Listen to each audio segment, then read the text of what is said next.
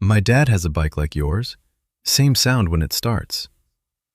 The words were soft, casual, almost like they didn't matter. But the moment they left her lips, something changed. A sharp crack echoed across the diner, not loud, but unnatural. Ray Gravel Henson slowly looked down at his hand. His coffee cup had split clean along the side. Hot coffee seeped through his fingers, dripping onto the table. But he didn't move, didn't flinch, didn't even seem to feel it, because his eyes were fixed on her. The waitress, Sarah, standing there with a small notepad in her hand, completely unaware of what she had just done. The rest of the diner went quiet in a way that didn't feel normal. Forks paused mid-air. A chair creaked softly as someone shifted. Outside, the low rumble of cooling motorcycle engines filled the silence through the open window. But inside, no one spoke. Before we continue, tell me in the comments where you're watching from, and if you've ever had a moment when something small suddenly changed everything. Because for the men sitting in that corner booth, this was one of those moments. Sarah blinked, glancing between the men. She wasn't afraid, just confused. I mean, she said, offering a small, polite smile. Not exactly the same, but the way you described it, the older model, the way the engine catches, my dad's bike does that too. No one answered. Gravel slowly placed the cracked cup down on the table. The ceramic made a dull, final sound as it touched the wood. One of the other bikers, broad shoulders, gray beard, worn leather vest, leaned back slightly, studying Sarah like he was trying to remember something from a long time ago. Gravel wiped his hand on a napkin, still watching her. "What did you say your dad rides?" he asked. His voice was calm, too calm. Sarah tilted her head slightly, thinking. "Well, I don't know all the technical names," she admitted, "but it's older. He's had it forever. Says he rebuilt parts of it himself. There's this little thing on the side, kind of scratched metal, like it's been replaced before." A flicker, just for a second. It passed between the men at the table. A look. The kind of look people share when they don't want to speak out loud. Gravel leaned forward slightly. "Scratched how?" Sarah shrugged gently. "Like, not polished, rough. He always says it tells a story." That did it. One of the bikers shifted hard in his seat, the legs of his chair scraping against the floor. Another man exhaled slowly, shaking his head just once. Gravel didn't react outwardly, but something behind his eyes tightened. "What's your name?" he asked. "Sarah," she replied. "Sarah Jensen." The name landed, but not heavily. Not yet. Gravel nodded once, then glanced down at the table as if choosing his next words carefully. "You ever ride with him?" he asked. She smiled faintly at that. "No, he never really let me. Said some roads aren't for kids." There was warmth in her voice when she said it. Memory, affection. The kind that comes from growing up around something you don't fully understand, but always felt safe near. Gravel's jaw shifted slightly. "Yeah," he muttered under his breath.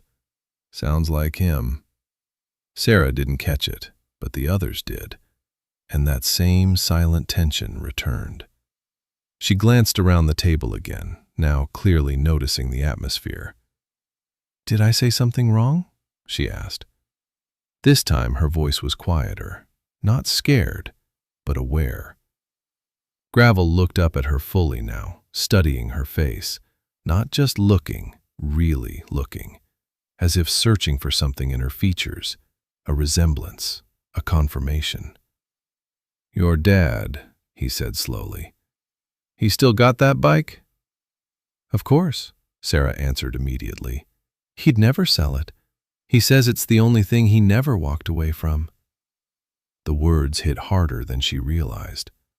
Gravel's fingers curled slightly against the table. One of the men beside him closed his eyes briefly. Another looked away toward the window. Outside, a truck rolled past, its tires humming along the road. Inside, it felt like the air had thickened. Gravel leaned back in his seat, then forward again, like he couldn't decide where to settle. "What's his name?" he asked. And this time, there was no casual tone, no softness, just a quiet weight. Sarah hesitated, not because she was hiding anything, but because now she felt it too. That strange shift, that invisible line she had somehow stepped across. Still, she answered. "Michael," she said. A pause, then, "Michael Jensen." The reaction wasn't loud. There was no shouting, no sudden movement, but it was immediate. One man straightened sharply. Another let out a breath that sounded like it had been held for years. Gravel didn't move at all. Not for a full second, then 2, then 3. His eyes dropped to the table again, and when he finally spoke, his voice was different, lower, rougher. "We thought," he began, but the sentence didn't finish. He swallowed once, tried again. "We thought he was gone." Sarah blinked. "What?" Now it was her turn to feel something shift inside her. "My dad?" she said, almost laughing lightly. "No, he's fine. He lives just outside town. Same house since I was little." Gravel shook his head slowly, not in disagreement, in disbelief.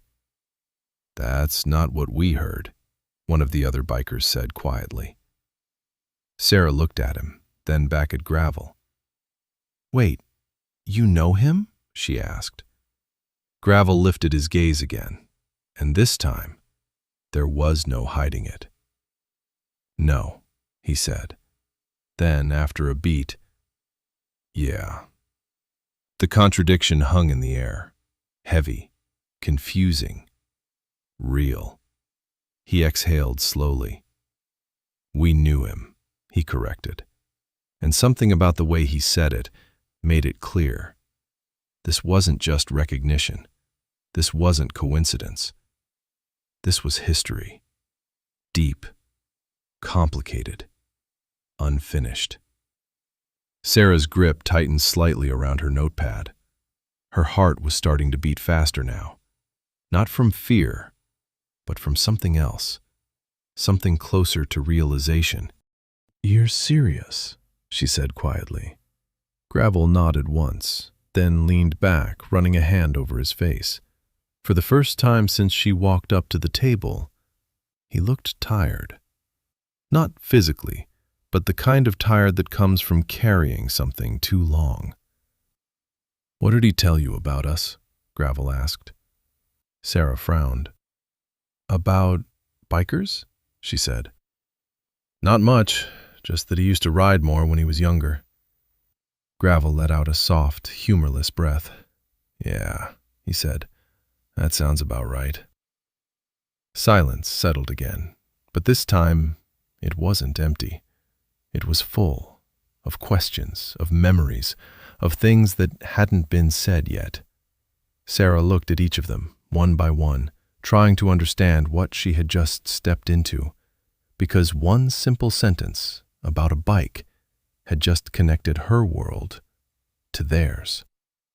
And whatever that connection was, it wasn't small, and it definitely wasn't over. Gravel didn't reach for another cup of coffee. He didn't even look at the menu anymore. His attention stayed locked on Sarah, as if the rest of the diner had faded into the background. For a few seconds, no one spoke. Then he leaned forward slightly, resting his forearms on the table. "Tell me something," he said quietly. "When your dad starts that bike, does it cough once before it settles?" Sarah blinked. The question came out of nowhere, but the way he asked it felt specific. "Yeah," she said slowly, every time, like it hesitates for a second, then it smooths out. Gravel's jaw tightened. He nodded once, almost to himself. And the left side, he continued, his voice steady but lower now. Just under the tank, there should be a welded plate. Not clean, slightly crooked. Sarah's eyes widened a little. Yes, she said. That's exactly how it looks.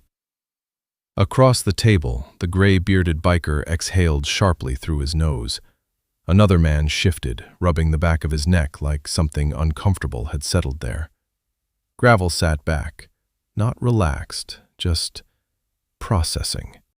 That bike, he said after a moment, was never supposed to end up with him. Sarah frowned. What do you mean? He didn't answer right away. Instead, he looked around the table at the other men. Silent communication passed again, quick, practiced. One of them gave a small nod. Another looked down. Gravel turned back to Sarah. That bike had a history before your father ever touched it, he said. A long one. Sarah folded her arms lightly, still holding her notepad against her chest. My dad always said that, she replied. He said every part of it meant something, but he never explained what. Gravel gave a faint, almost sad smile. Yeah, he murmured. He would say that. Something about that line felt too familiar, too personal. Sarah took a step closer to the table now. She wasn't just serving anymore. She was listening, trying to understand. So how do you know all this? She asked. Gravel's eyes lifted to hers again. This time, there was no hesitation. Because I helped build it, he said. The words landed clean, heavy, final. Sarah froze. You... what? I was there, Gravel continued. Every bolt, every weld, every scratch on that machine. We put it there. A silence followed that felt different from before. This wasn't tension anymore. This was something else. Recognition. Sarah's mind started connecting pieces she didn't even know she had. My dad, she said slowly, he always worked on it alone. Gravel shook his head. No, he said quietly. Not always. The gray-bearded biker leaned forward now, resting his elbows on the table. Back then, he added, your dad wasn't alone. None of us were. Sarah looked between them, confusion deepening. Then why didn't he ever say anything about you? She asked. That question hung in the air longer than the others. Gravel didn't answer immediately. His gaze dropped again, this time not to the table, but somewhere deeper, somewhere behind it. When things end the wrong way, he said slowly, people don't like to talk about how they started. The diner door opened behind Sarah, a small bell ringing as someone walked in. But no one at the table turned. The world outside their conversation had become distant, irrelevant. Sarah swallowed. So, what happened? She asked. Gravel leaned back again, crossing his arms. For a moment, it looked like he might not answer, like whatever story sat behind that question was one he had no intention of reopening. But then he glanced at the other men again, and this time none of them stopped him. That bike, Gravel said, was supposed to belong to the club. Sarah tilted her head. The club? He nodded. It was built for one of ours, a man named Cal. The name meant nothing to Sarah, but the way the men reacted, subtle shifts, tightened expressions, told her it mattered. What happened to him? She asked. Gravel's eyes hardened slightly. He made choices, he said. Bad ones. He didn't go deeper than that, not yet. But the bike, he continued, ended up in your dad's hands instead. Why? Sarah asked. This time Gravel hesitated, not because he didn't know, but because he was choosing how much to say. Because your dad earned it, he said finally. There was weight behind that word. Earned. Not given, not taken. Earned. Sarah felt a strange mix of pride and confusion rise in her chest. My dad's not like that, she said. He doesn't talk about anything like this. Gravel gave a small nod. Exactly, he replied. That answer didn't help. If anything, it made things more complicated. Sarah looked down at her notepad, then back up again. You're talking like he was part of something, she said. Gravel didn't look away. He was, he answered. And not just part of it, the gray-bearded biker added quietly. He held it together more than once. Sarah's heart started beating faster again. This wasn't just about a bike anymore. This was about a version of her father she had never seen, never even imagined. But you said you thought he was gone, she said. Gravel's expression darkened slightly. We were told that, he corrected.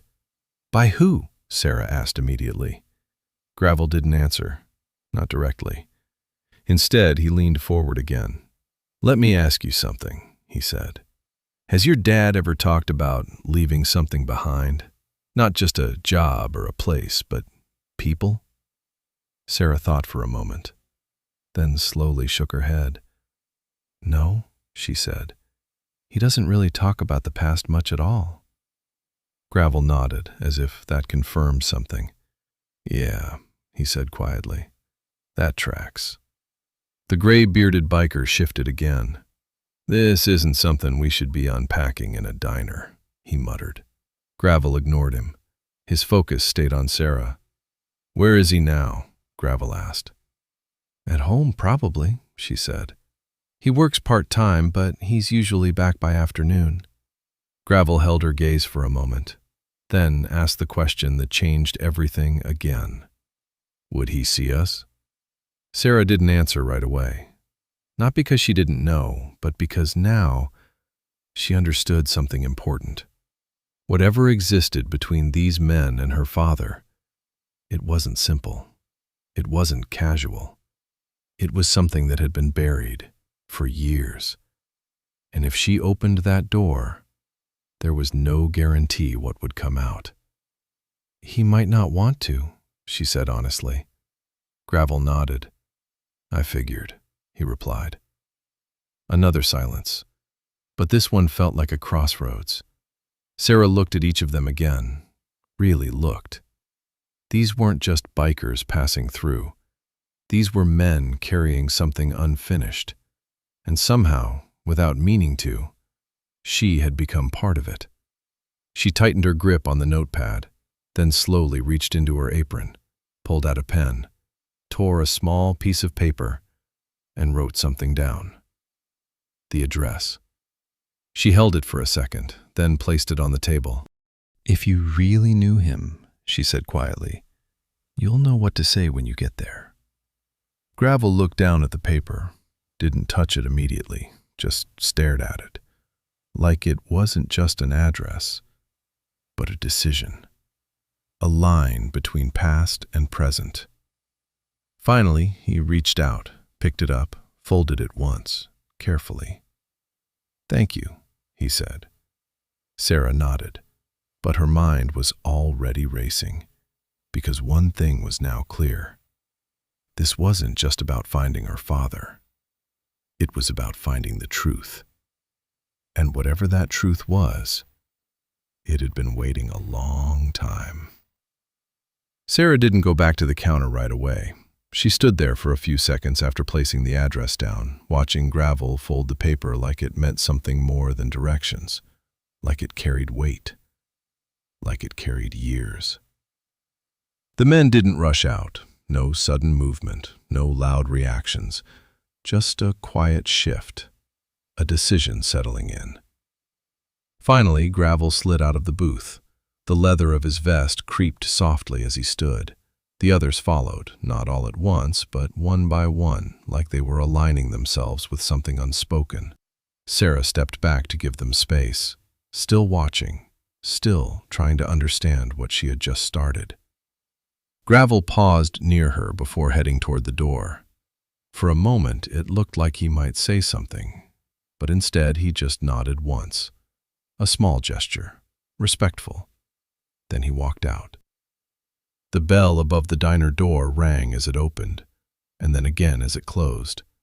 Outside, engines came to life one by one, low, heavy, familiar. Sarah stood still until the sound faded down the road. Only then did she move again, back to the counter, back to routine. But nothing felt the same. Not after that. An hour passed, maybe a little more. The diner filled and emptied like it always did. Coffee poured, orders called, plates cleared. But Sarah's mind wasn't on any of it. It stayed with that table, with those men, with the way one sentence had changed everything. "My dad has a bike like yours." She repeated it quietly to herself once. Now it sounded different. Now it meant something. Finally, during a slower moment, she reached for her phone, hesitated, then dialed. It rang twice, 3 times. On the 4th, "Hey, kid," came a calm, familiar voice on the other end. Michael, her father. Just hearing him made something steady inside her again. "Hey, Dad," she said, trying to keep her tone normal. "You okay?" he asked immediately. That was him, always noticing. "Yeah," she replied quickly. "Just slow morning here." A small pause. "You don't usually call during your shift," he said. She smiled faintly. "Yeah, I know." Another pause, this one longer. She took a breath. "Hey, can I ask you something?" she said. "Of course." His voice didn't change, not yet. "You ever ride with a group?" she asked carefully. "Like a club or something?" Silence. Not static, not a bad connection, just silence. It stretched longer than it should have, and in that silence, everything shifted. When Michael finally spoke again, his voice was different, lower, measured. "Why are you asking that?" he said. Sarah swallowed. "Just something that came up at work," she replied. "Some bikers came in. They were talking about older bikes, and it sounded like yours." Another pause. Then, "What kind of bikers?" he asked. The question came quick this time, too quick. Sarah felt it, that subtle change. "They seemed older," she said. "Been riding a long time." Michael didn't respond right away, so she continued. "One of them," she added slowly, "he described your bike, like he'd seen it before." Silence again. But now it felt heavier, not confusion, recognition. "Did he give a name?" Michael asked. There it was, the shift. The moment where this stopped being a casual conversation. Sarah hesitated, just for a second. Then, "Gravel," she said. The reaction on the other end was immediate. Not loud, not dramatic, but real. A sharp intake of breath. Then nothing.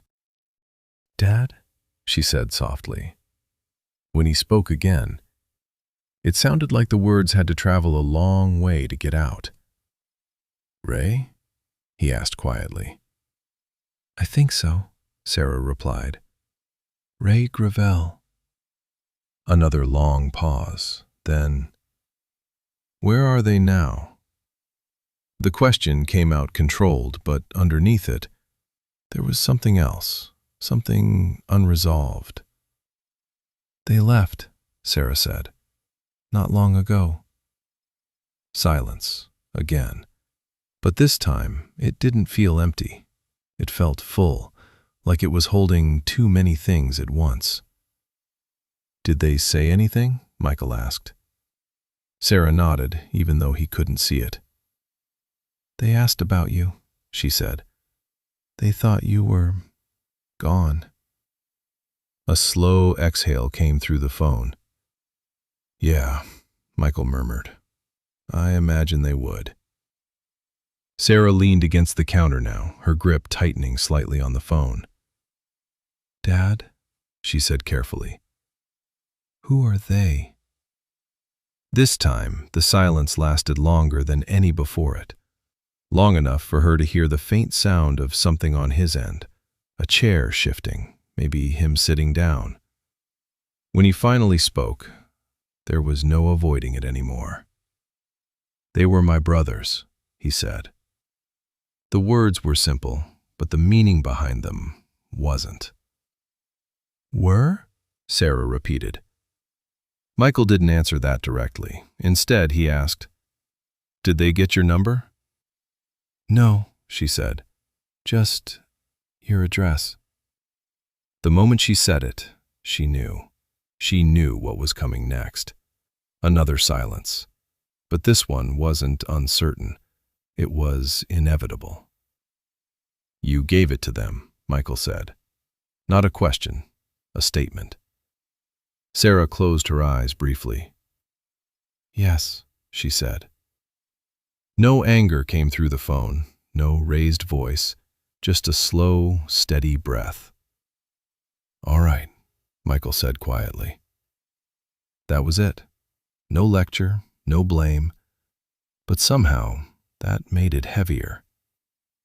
"Dad," Sarah started, "if they come—" "They will," he said. There was no hesitation in that answer. None. "And when they do," he continued slowly, "there are things you don't understand." "I know," she said. "That's why I'm asking." Another pause. "Then, some doors," Michael said, his voice steady but distant now. "Once they close, they stay closed." Sarah felt something tighten in her chest. "But what if they shouldn't?" she asked softly. That question lingered, hung there between them. For a long moment, Michael didn't respond. And when he finally did, his voice carried something she hadn't heard in a long time. Not anger, not sadness, something deeper. "We'll see," he said. Then the line went quiet. Not disconnected, just quiet. Sarah stayed there for a few seconds after the call ended, phone still in her hand, heart still racing, because now she understood one thing clearly. This wasn't just a reunion. This was something unfinished, something that had been waiting for years. And she, without meaning to, had just set it back in motion. The road out of town stretched long and quiet under a pale afternoon sky.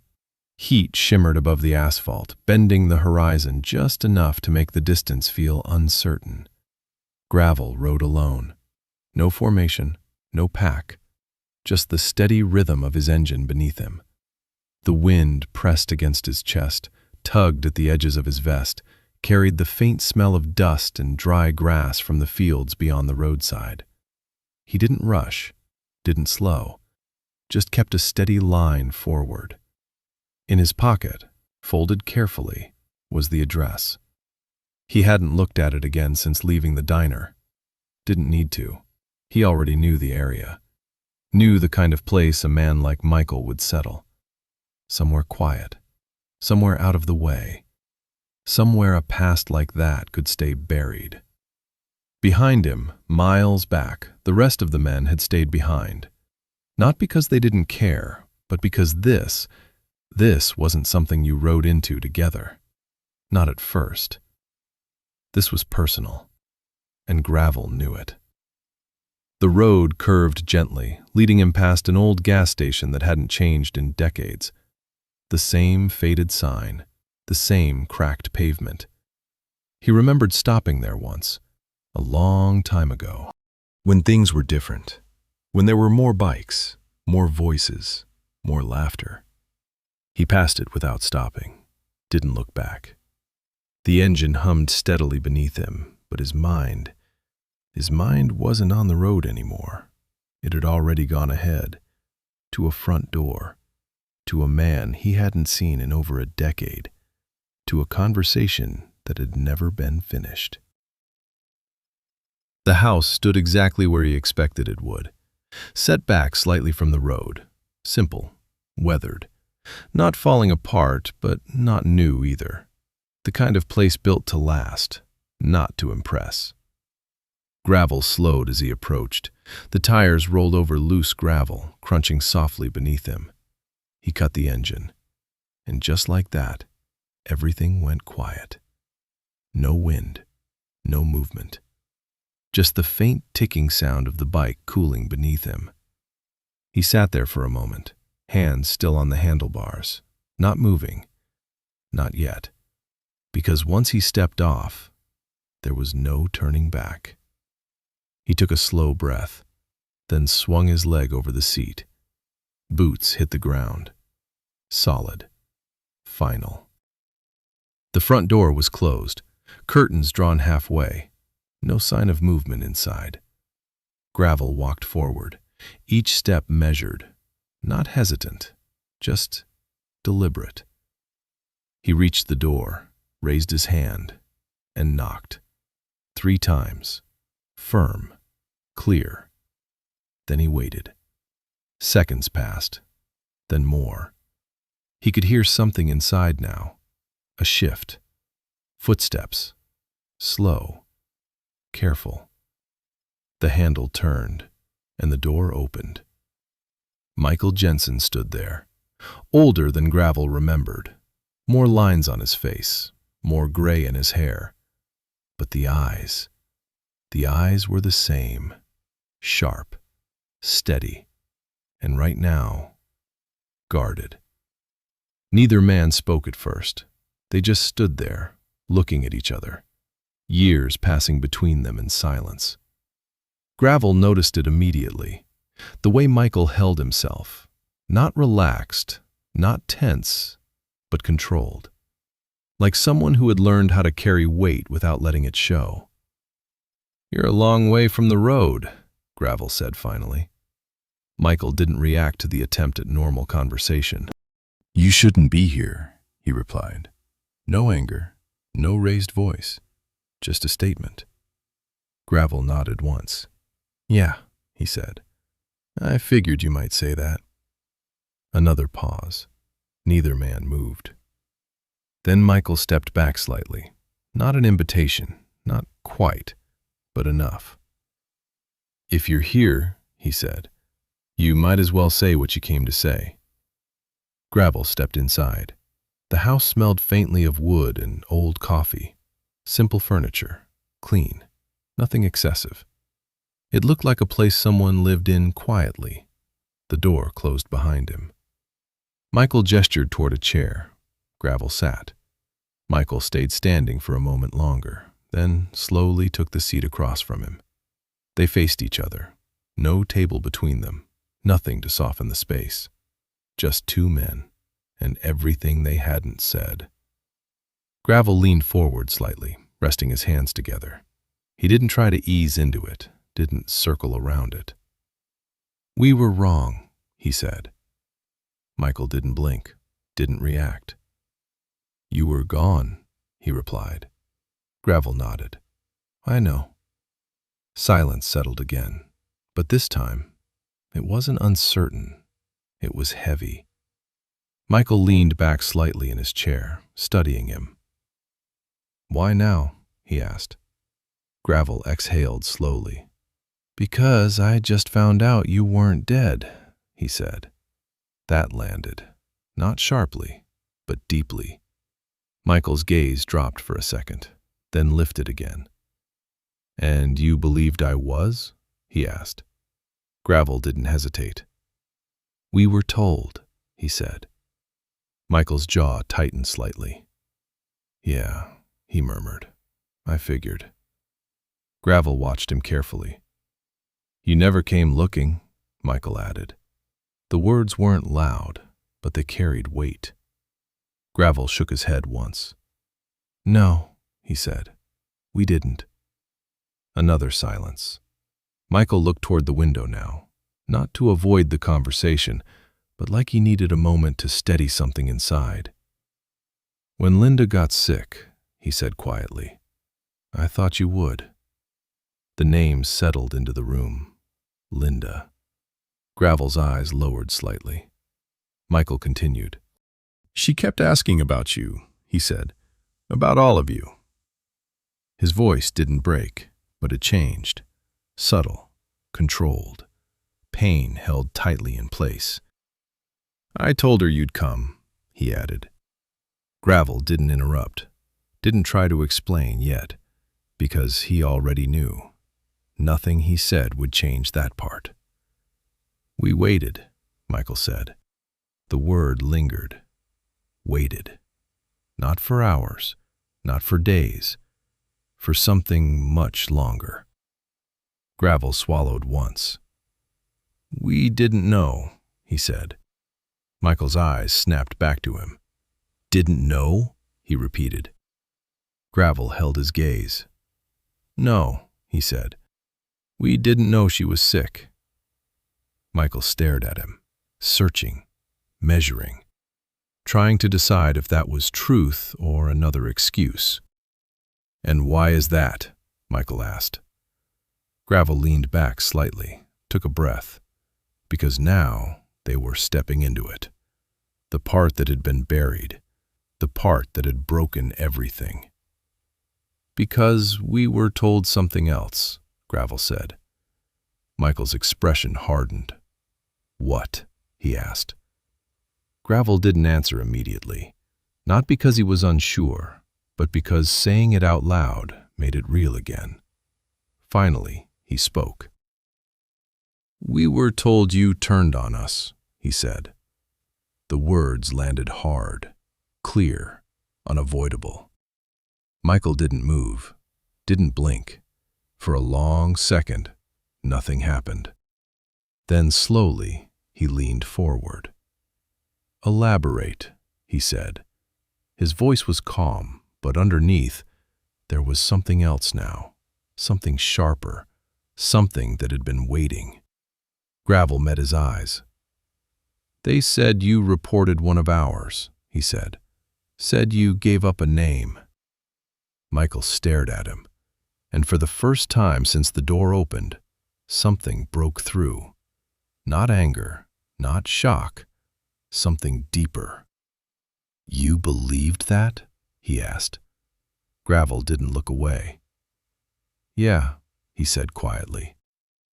The silence that followed was heavier than anything before it, because now everything was out in the open, and neither of them could step back from it anymore. Michael didn't respond right away. He just sat there, leaning forward slightly, his hands resting on his knees, staring at Gravel like he was trying to decide whether to laugh or walk him straight back out the door. But no sound came, just a slow breath. In, out. Then another. You believed I would do that, Michael said quietly. Not angry, not loud, just steady. Gravel didn't try to defend it, didn't interrupt, because there was nothing to interrupt. We didn't question it, he admitted. Not the way we should have. Michael leaned back in his chair now, looking up toward the ceiling for a second, as if he needed somewhere else to look. Anywhere else. Linda knew something was wrong. he said after a moment. She kept asking why no one came around anymore. His eyes dropped back down. To her, you all just disappeared. Gravel's jaw tightened. We thought you disappeared first, he said. Michael shook his head slowly. I was right here, he replied. Same house, same road, same number. Every word was measured, controlled. But none of you came. Gravel didn't answer immediately, because there was no answer that could undo that. The room felt smaller now, heavier. Michael leaned forward again.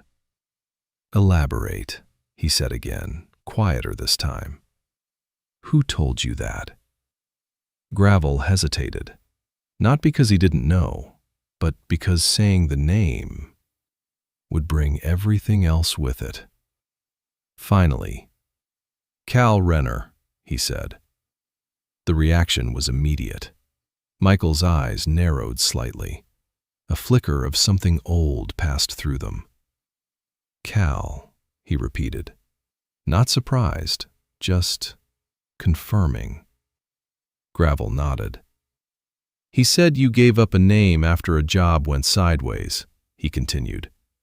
Said you were trying to cut a deal. Michael let out a short breath through his nose. Not quite a laugh, not quite disbelief. Something in between.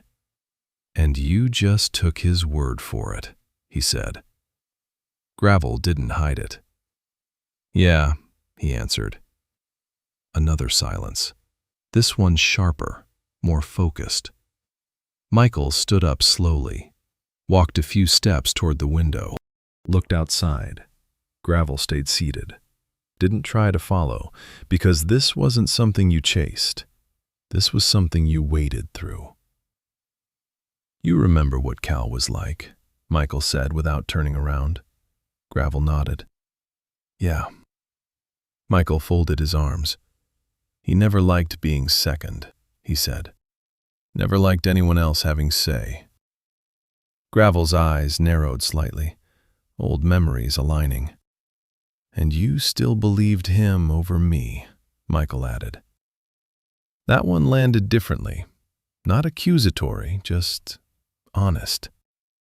Gravel exhaled slowly. We didn't hear your side, he said. Michael turned back around.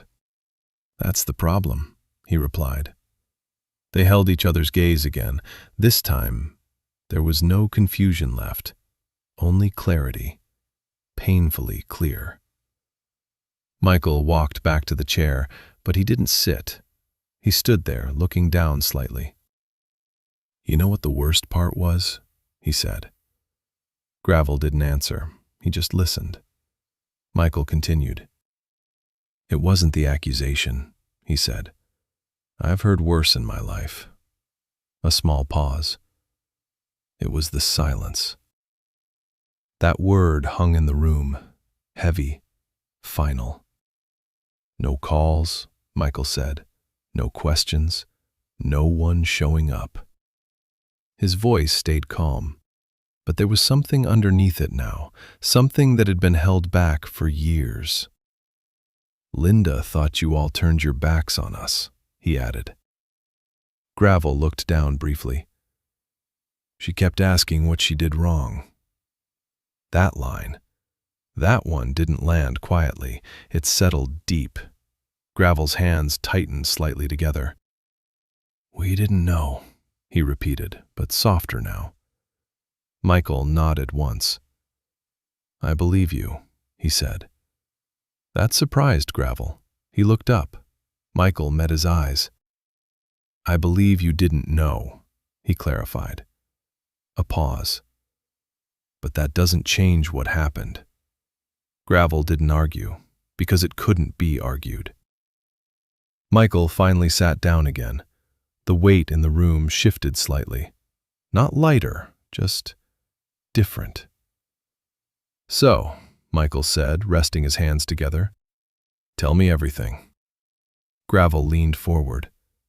This was the moment. The one where things either stayed broken or started moving again. After that job, Gravel began, Cal came back alone. Michael listened, didn't interrupt. He said things went bad, Gravel continued. Said you panicked. Said you gave up a name to get yourself out. Michael's expression didn't change, but his eyes stayed locked. We asked where you were, Gravel said. He told us you ran. A small pause. And we believed him. Michael leaned back slightly, processing. Gravel continued. Dennis and Tommy were there, he added. They didn't say much, just went along with it. Michael's eyes narrowed slightly. Of course they did, he muttered. Gravel nodded. After that, everything shifted, he said. People stopped mentioning your name, like it was easier that way. Michael looked down at his hands for a second, then back up. And Linda? He asked. Gravel swallowed. We didn't know about her, he said again. Michael nodded slowly. I know, he replied. The words didn't carry blame this time, just acceptance. But not forgiveness. Not yet. Silence settled again, but this time, it didn't feel like an ending. It felt like something opening, slowly, carefully. Michael leaned forward slightly.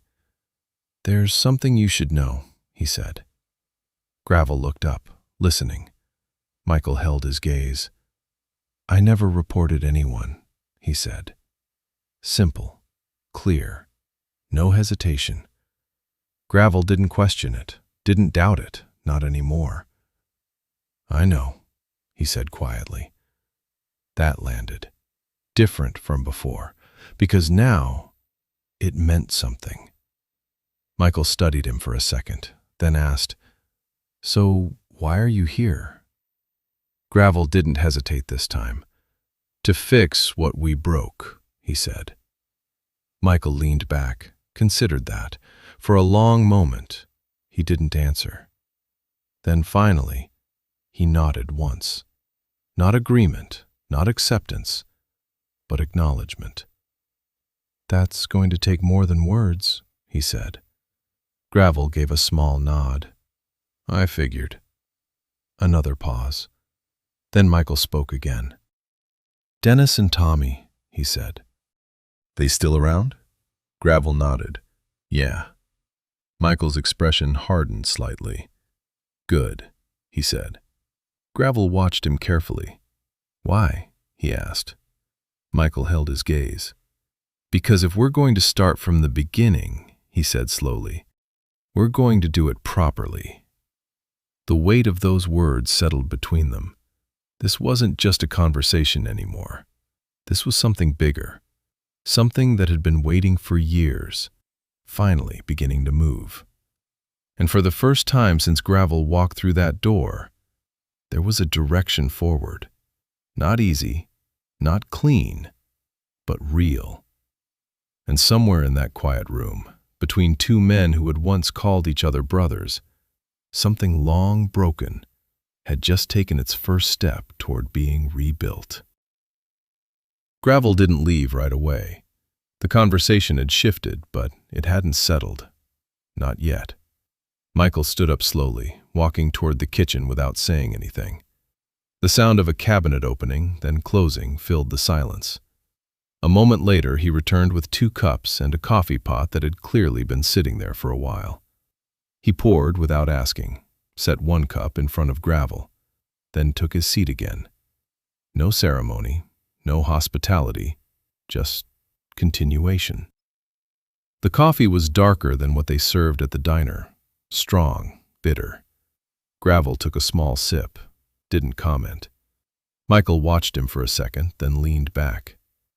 You always did drink it like that, he said. Gravel gave a faint nod. Some things don't change, he replied. Michael's eyes lingered on him. Some things should have, he said quietly. That landed, but not like before. Not as an accusation, more like a fact. They sat with that for a moment. Then Gravel set the cup down. "You said we start from the beginning," he said. "That means hearing your side." Michael nodded once. "It does." Another pause, but this time it wasn't hesitation, it was preparation. Michael folded his hands together, looked down briefly, then back up. "That job Cal talked about," he began. "It didn't go the way he said." Gravel leaned forward slightly, listening. "There were 3 of us there," Michael continued. "Me, Cal, and a 4th man who wasn't supposed to be there." Gravel's brow tightened. "Who?" he asked. Michael shook his head slightly. "Doesn't matter," he said. "What matters is, Cal made a decision on his own." A small pause. "He pushed something he shouldn't have." Gravel stayed silent, letting him speak. Michael continued. "And when it went wrong, he panicked." Gravel's fingers tightened slightly against the edge of the cup. "That sounds like him," he muttered. Michael gave a short nod. "He needed someone to blame," he said. "Someone not there to defend themselves." Gravel exhaled slowly. "And that someone was you," he said. Michael didn't respond right away, but his eyes confirmed it. "Yes." Silence settled again, but now it was focused, clear. "So you didn't run?" Gravel asked. Michael shook his head. "No," he said. "I came straight home." Gravel studied him. "And you didn't try to reach out?" he asked. Michael leaned back slightly. "I did," he said. That caught Gravel off guard. "I called twice," Michael continued. "Left messages. No one called back." Gravel's expression shifted, confusion. "That never got to us," he said. Michael gave a faint, humorless smile. "Yeah," he replied. "I figured." Another pause. Gravel ran a hand over his face. "Cal controlled the lines back then," he said quietly. "If he didn't want something passed along." Michael nodded. "It didn't get passed along," he finished. The realization settled between them, not new information, but finally understood, fully. Gravel leaned back now. The chair creaked softly beneath him. "So for all those years," he said slowly, "we thought you walked away." Michael met his gaze. "And I thought you all chose to," he replied. The symmetry of it was almost worse than the truth itself. 2 sides, both believing the same lie, just from different angles. Gravel let out a slow breath. "That's a long time to carry something that isn't real," he said. Michael nodded. "It is." They sat with that, not speaking, not needing to, because for the first time they were looking at the same version of the past, not 2 different ones, the same one, and it changed everything. After a moment, Michael reached for his coffee again, took a sip, then set it down. "You said Dennis and Tommy were there," he said. Gravel nodded. "They were," he replied. "They didn't speak up, but they were there." Michael's expression hardened slightly. "Then they knew something didn't add up," he said. Gravel didn't disagree. "They should have said something," he admitted. Michael leaned forward. "That's the part that matters now," he said. "Not what Cal did, but what they didn't do." Gravel nodded slowly. "I understand that." Michael studied him for a second, then asked, "Are they still like that?" Gravel frowned slightly. "Like what?" "Quiet when it matters," Michael said. Gravel thought for a moment, then shook his head. "No," he said. Not anymore. Michael held his gaze. Good, he said. A pause, then, "They're going to have to say it out loud," Michael added. Gravel didn't ask what he meant. He already knew. "They will," he said. Michael leaned back again. The tension in the room had shifted. Still present, but no longer sharp. More grounded. "So what happens now?" Gravel asked. Michael looked toward the window again.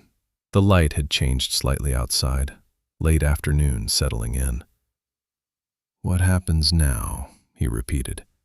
Then slowly, he stood up, walked toward a small shelf near the wall, picked something up. When he turned back, it was a photograph. Old, edges worn slightly. He handed it to Gravel. Gravel took it carefully, looked down. 4 men, standing beside 2 bikes. Younger, louder, alive in a way that only comes from not knowing what's coming next. Gravel recognized every face. Himself, Michael, and the others. Before everything broke. Before the silence. Before the lie. He exhaled slowly. "We were good," he said. Michael nodded. "We were," he agreed. A pause. Then, "But being good back then doesn't fix what came after." Gravel looked up. "I know," he said. Michael took the photo back, set it down, then turned to him again. "You want to fix this?" he asked. Gravel didn't hesitate. "Yes." Michael nodded once, then said, "Then we don't stop here."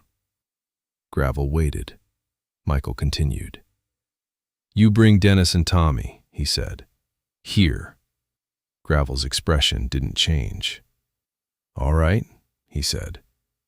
"And Sarah," Michael added. That caught Gravel slightly off guard. "Why her?" he asked. Michael looked toward the door, then back at him. "Because she's the reason we're sitting here right now," he said. A small pause. "And because she deserves to hear the truth too." Gravel nodded slowly. "That's fair." Michael stepped back slightly. The conversation had reached a point. Not finished, but set. "Tomorrow," Michael said. Gravel stood up. "Tomorrow," he agreed. They walked toward the door together. Not side by side, but not separate either. Michael opened it. The late afternoon air moved gently across the doorway. Gravel stepped outside, then paused, turned back. For a moment, neither spoke. Then Gravel gave a small nod. Not formal, not distant. Something else. Something closer. Michael returned it. Just once. Gravel walked back to his bike, started the engine. The familiar rumble filled the quiet space again. He pulled away slowly, back onto the road. But this time, it felt different. Because now, there was a direction, a purpose. Not just to understand the past, but to face it. And somewhere behind him, inside that quiet house, a man who had spent years carrying silence was finally no longer carrying it alone. The diner was quieter than usual when Sarah's shift ended. Late light stretched across the floor, catching the edges of tables and chairs like it was trying to hold on to the day just a little longer. She moved slower than usual, not because she was tired, because her mind hadn't stopped since the phone call, since the silence, since the way her father had said, "They will." She wiped down the last table, folded the cloth neatly, and set it aside. Marcy, the owner, glanced over from behind the counter. "You all right?" she asked. Sarah nodded quickly. "Yeah," she said. "Just a long day." Marcy studied her for a second, then gave a small nod. "Well, go get some rest," she said. "You've been somewhere else all afternoon." Sarah managed a small smile. "Yeah, I think I have." She grabbed her jacket, stepped outside, and let the cooler evening air hit her face. The road in front of the diner stretched empty now. No bikes, no rumble of engines, just quiet. But it didn't feel like the end of something. It felt like the pause before something else. Gravel didn't go home, not right away.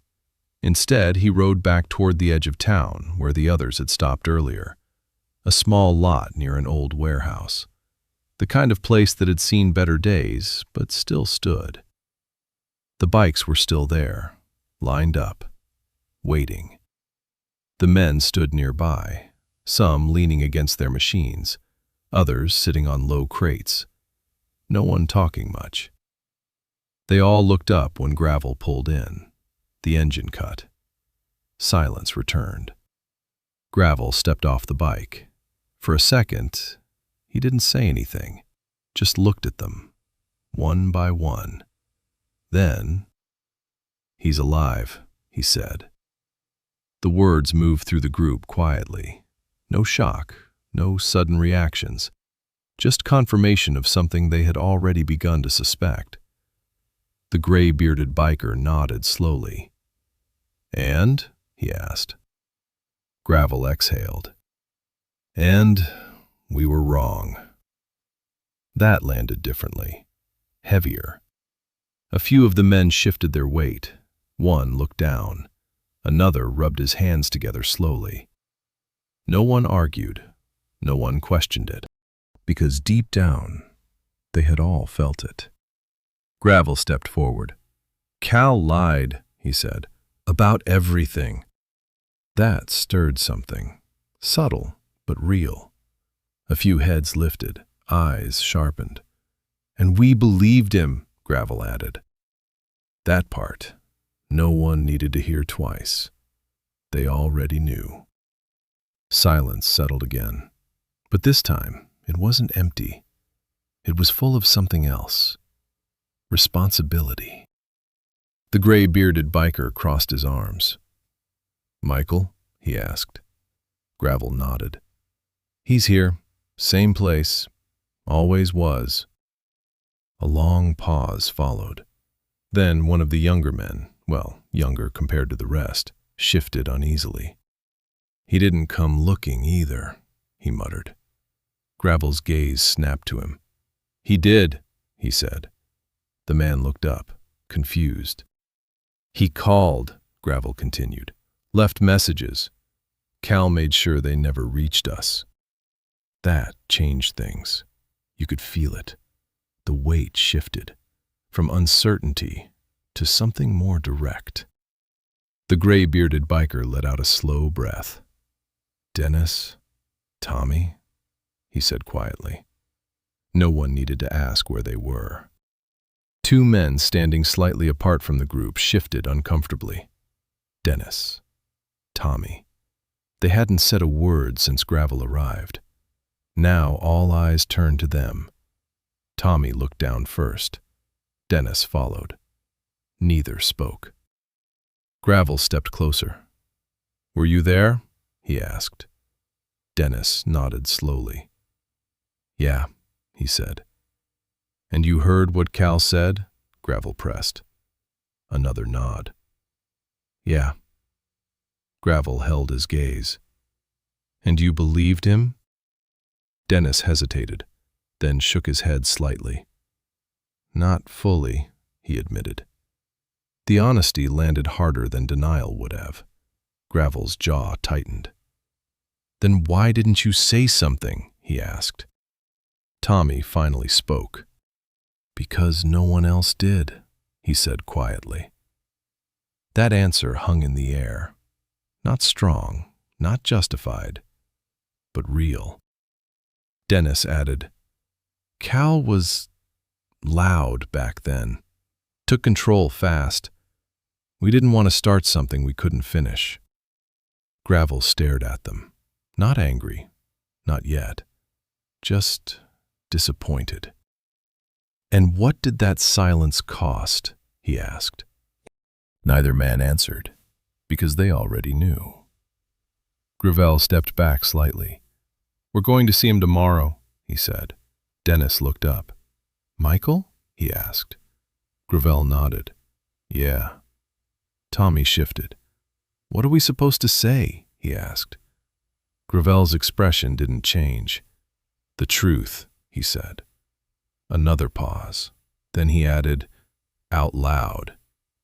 That part mattered, because thinking something wasn't the same as saying it, and saying it wasn't the same as facing it. The gray-bearded biker stepped forward now. "I'm coming too," he said. Gravel shook his head slightly. "Not yet," he replied. "This isn't for everyone." The man frowned. "We were all part of it." Gravel nodded.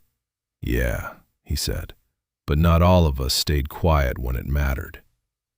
That settled it. No argument followed, because again, it was true. Gravel looked back at Dennis and Tommy. "Tomorrow," he said. They nodded, slowly, not confident, not ready, but willing. And that was the first step. Later that evening, Sarah sat at the small table in her house, her phone lying in front of her.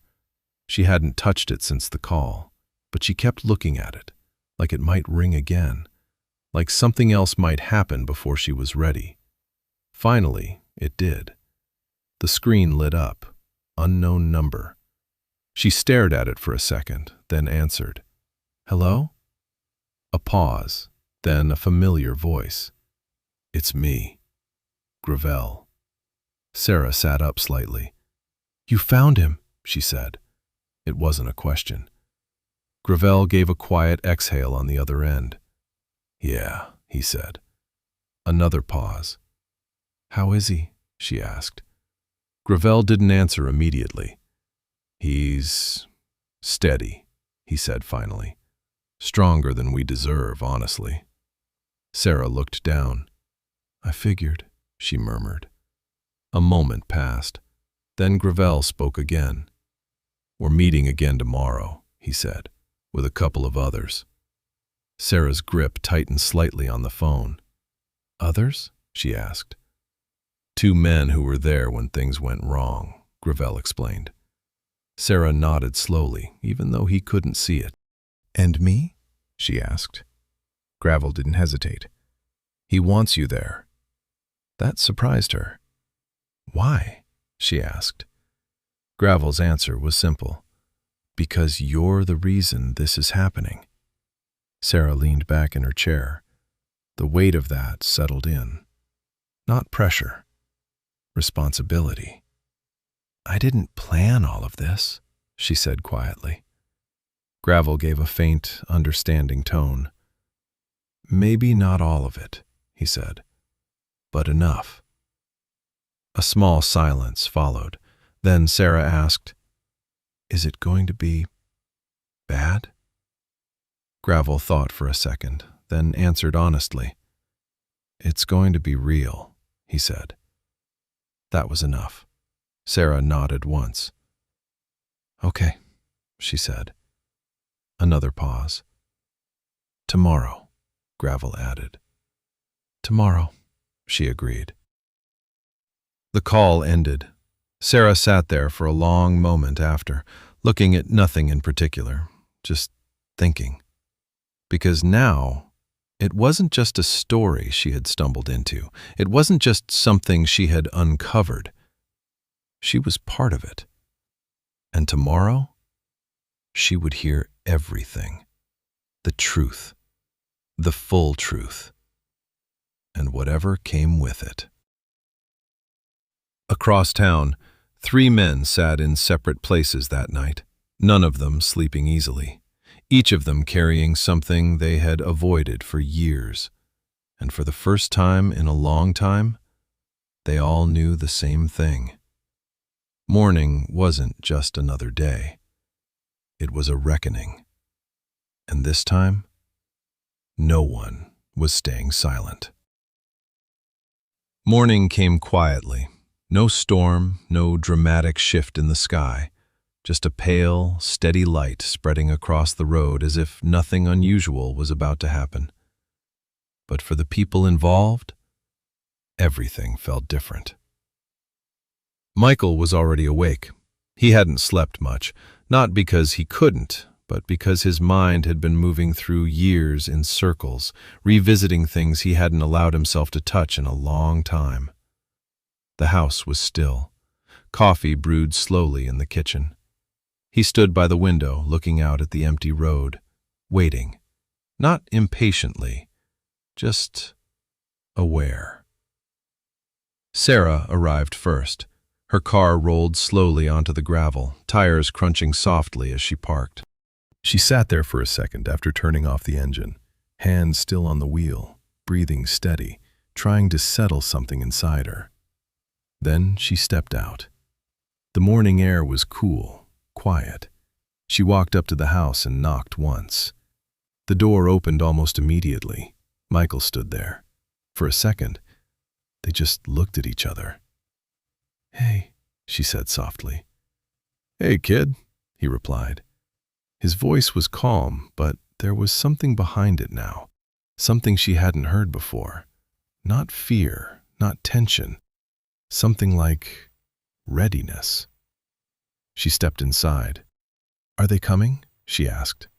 Michael nodded. "They will," he said. No doubt, no hesitation. They moved into the living room, sat down. Neither spoke much, because there wasn't anything left to guess anymore. The answers were already on their way. The sound came before the sight. Low engines, distant at first, then closer. Not loud, not aggressive, just present.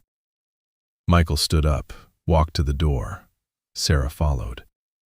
Outside, 2 bikes turned onto the gravel road, then stopped. Dust settled slowly around them. Gravel stepped off first. Dennis and Tommy followed. No one rushed, no one spoke. The engines cut. Silence returned. But it wasn't empty, it was heavy. Gravel walked forward, stopped a few steps from the door. Michael stood there, waiting. The distance between them wasn't large, but it carried years. Gravel gave a small nod. Michael returned it. Nothing more.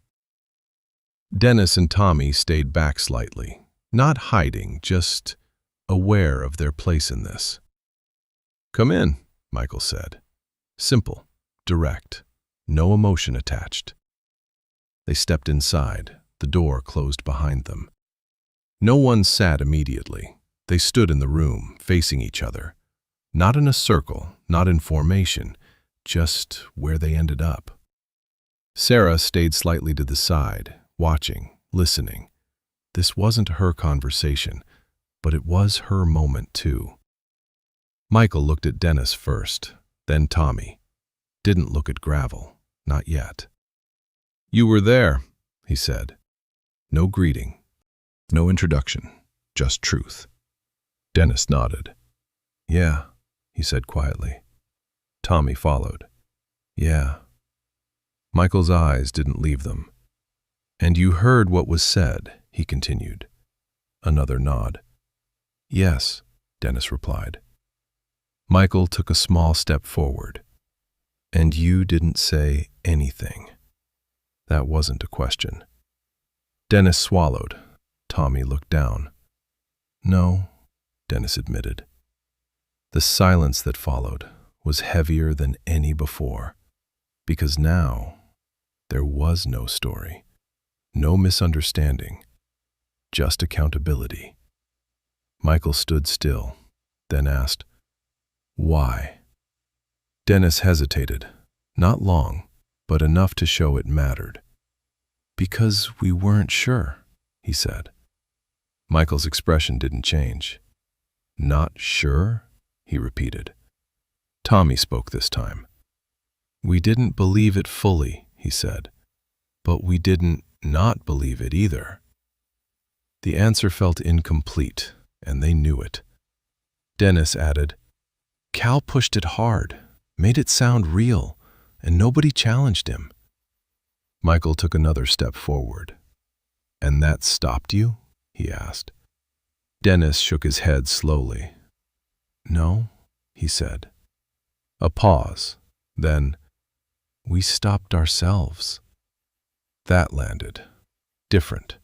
Because it wasn't blame, it was ownership. Michael nodded once. Why? He asked again. Tommy looked up now, met his eyes. Because we were afraid, he said. The words sat in the room, clear, unhidden. Afraid of what? Michael asked. Tommy didn't hesitate this time. Afraid of being wrong, he said. Afraid of going against the group. Afraid of finding out it was true. Dennis added quietly, and afraid of what it would mean if it wasn't. Michael held their gaze, didn't interrupt, didn't react immediately, because those answers, they weren't excuses, they were real, and that made them harder to dismiss. You understand what that silence did? Michael asked. Dennis nodded. Yeah, he said. Tommy nodded too. We do. Michael's voice stayed steady. It didn't just affect me, he said. It affected her. He glanced toward Sarah. For the first time, they followed his gaze. Dennis and Tommy looked at her, really looked, not just as someone standing in the room, but as someone connected to all of this. Sarah didn't look away. She held their eyes, not angry, not accusing, just present. Michael turned back to them. She grew up without knowing any of you existed, he said. A pause. Because I didn't have anything good to say. That one landed. Dennis lowered his head slightly. Tommy's shoulders shifted. The weight of that truth was different. It reached further. Michael took a breath, then said, And my wife died believing you all chose to walk away. The room went still. No one moved. No one spoke. Because there was nothing to say to that. Not immediately. Dennis swallowed. His voice came out quieter now. We're sorry, he said. Simple, but not enough. Not yet. Tommy followed. We should have come, he said. Michael nodded once. Yes, he replied. No anger, no raised tone, just confirmation. Gravel stepped forward slightly now, not interrupting, just joining. We all should have, he said. Michael finally looked at him again. This time, there was something different. Not distance, not tension, something closer to understanding, but still guarded. You believed a lie, Michael said. Gravel nodded. Yeah. Michael held his gaze. And you never checked. Gravel didn't look away. No. Another pause. Then Michael asked the question that mattered most. So why should I believe you now? The room held still. Because this was the turning point. Gravel took a breath, then answered.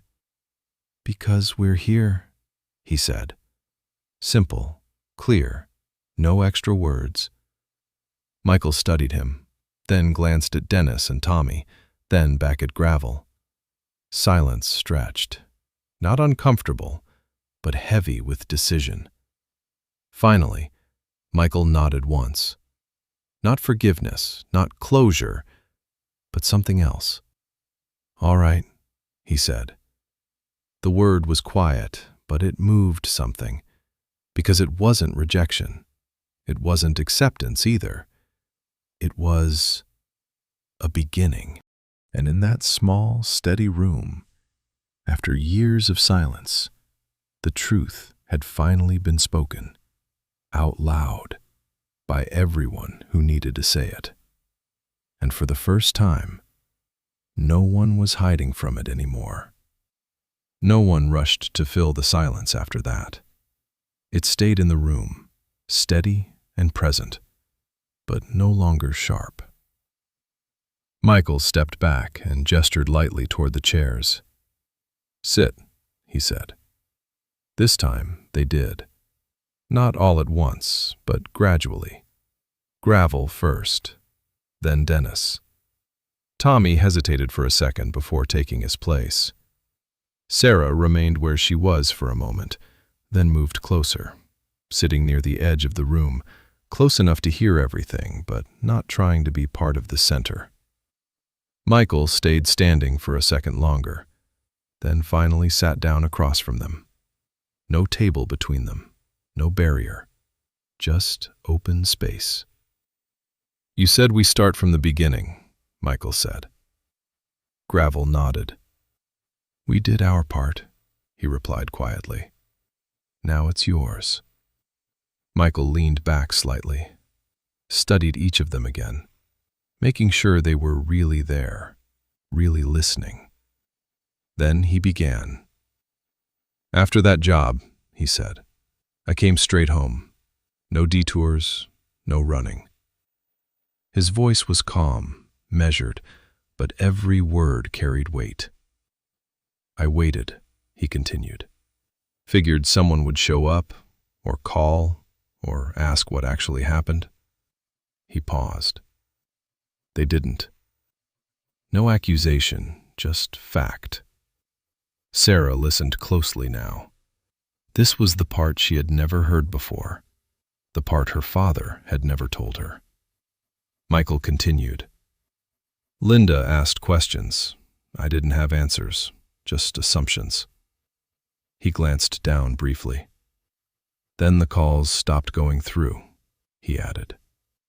Gravel's brow tightened. Michael noticed. "Yeah," he said quietly. "I figured something was off, but by then—" He didn't finish the sentence. Didn't need to. By then, the distance had already formed. The silence had already done its work. "I made a choice," Michael said. Gravel leaned forward slightly. "What choice?" he asked. Michael met his eyes. "To stop chasing people who already decided I wasn't worth finding," he said. That landed. Not as anger, as something deeper. Final. Gravel looked down, didn't argue, because that part, he couldn't. Michael turned slightly towards Sarah now. "Everything after that, I kept simple," he said. She nodded. "You did," she replied softly. Michael gave a faint, almost absent smile. "Simple is easier when you're not carrying expectations," he said. Sarah's chest tightened slightly, because she understood what he meant, and also what it cost. Michael turned back to the others. "But simple doesn't mean easy," he added. Dennis nodded slowly. "We can see that," he said. Michael looked at him. "Can you?" he asked. Dennis didn't hesitate this time. "Yeah," he said. "Now we can." A small pause. Michael leaned forward slightly. "Then understand this," he said. "This isn't about proving anything anymore." Gravel lifted his gaze. Michael continued. "This is about deciding what matters now." The words shifted something, because they weren't about the past. They were about the future. And that required something different, something harder. Tommy spoke carefully. "What do you want from us?" he asked. Michael didn't answer right away. He thought about it, really thought. Then said, "I want you to mean it." The simplicity of it made it heavier. "Mean what?" Dennis asked. Michael held his gaze. "Being here," he said. A pause. Not just today, not just because this came up, not just to clear your conscience. Gravel nodded slowly. I understand, he said. Michael studied him. Do you? He asked. Gravel didn't look away. Yeah, he said. Because if this was just about saying sorry, we could have done that years ago. Michael leaned back slightly. That answer mattered, because it showed something. Understanding, not just regret. Sarah watched all of this closely. She could see it now. This wasn't about one conversation. This was about rebuilding something that had been broken, slowly, and now had to be rebuilt the same way, step by step. Michael glanced at her again. You knew about them, he said. She nodded. For a while, she admitted. How? He asked. She hesitated for a second, then said, You talk in your sleep sometimes. That caught him off guard, just slightly. Names, she added, places, stories you never told when you were awake. Michael looked down, then back up. And you decided to… what? He asked. Connect it, she said simply. Gravel watched her now, with a different kind of respect. You planned this, he said. She shook her head slightly. Not like this, she replied. I just didn't want him to carry it forever. The honesty in her voice filled the room. Michael studied her, then nodded once. You shouldn't have had to do that, he said. I know, she replied. A small pause. But someone had to.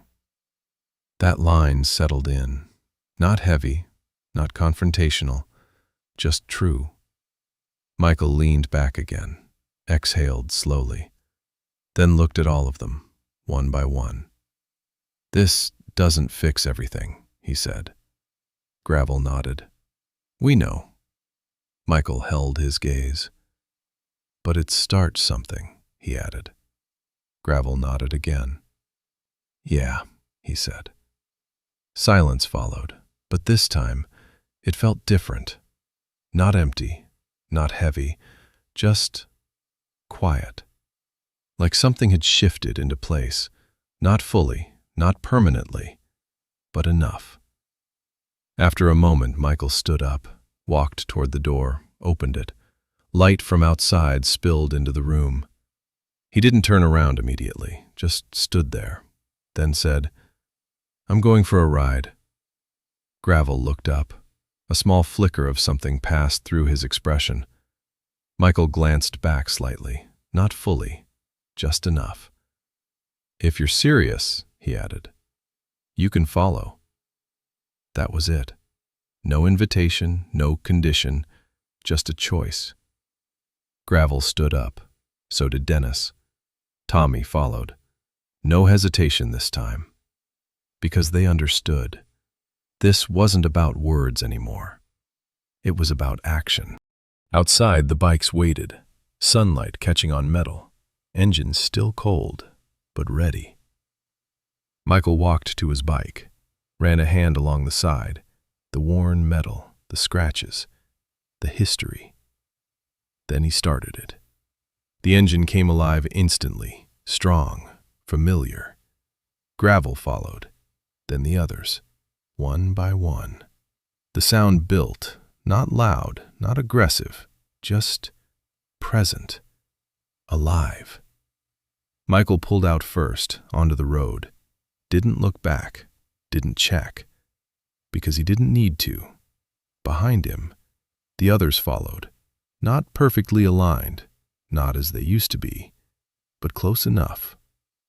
And as they rode out, for the first time in years, they weren't separated by silence anymore. They were moving, together, forward. And this time, no one was getting left behind. The road opened wide as they left the last stretch of town behind. Fields on both sides, dry grass moving gently in the wind. The kind of road that didn't demand speed, just presence. Michael rode in front, not fast, not slow, just steady. Gravel followed a few lengths behind, then Dennis, then Tommy. No tight formation, no signals, no need. They were still finding their rhythm again, and it showed, but it didn't feel wrong. It felt honest. The engines carried a low, constant sound across the open land, a sound that didn't interrupt the silence. It filled it, gave it shape. Sarah drove behind them, not too close, just enough to see, to follow, to witness. She kept her hands steady on the wheel, eyes moving between the road and the riders ahead, because what she was watching was something she had never seen before. Her father, not just riding, but riding with others, not alone. Michael didn't turn his head, didn't look back, but he knew they were there. He could feel it, not just from the sound, but from something else, something familiar, something that had been missing for a long time. He adjusted his grip slightly on the handlebars. The road curved gently ahead, and for a moment, everything felt simple again. Wind, engine, road. No past, no weight, just movement. Gravel watched him closely, not in a way that pushed, not in a way that demanded, just aware. He noticed the way Michael rode, still the same, controlled, smooth, no wasted motion. He hadn't lost it, not even after all those years. Gravel let out a quiet breath. Something inside him eased slightly. Not gone, but lighter. They rode for a long time. No destination, no conversation. Just the road stretching out and pulling them forward. Eventually, Michael slowed. Gradually, no sudden stop. Just a natural easing down. He turned off onto a smaller road, then another, until the pavement gave way to packed dirt. Gravel followed without question. The others, too. Sarah slowed her car carefully behind them. Dust rose lightly as they moved deeper into a quieter area. Then, Michael stopped. The bikes came to rest one by one behind him. Engines cut. Silence returned. But this time, it felt different. Not heavy, not tense, just still. Michael stepped off his bike, looked around. The place was simple, open, a small clearing near a line of old trees. Nothing special at first glance, but to him, it was. Gravel stepped forward slightly. "You remember this place?" he asked. Michael nodded once. "Yeah," he said. Dennis looked around, recognition slowly forming. Tommy followed. "This is where we used to stop after long runs," Tommy said quietly. Michael didn't respond, but his eyes confirmed it. Gravel walked a few steps further into the clearing. "Used to come here when things got loud," he added. Michael gave a faint nod.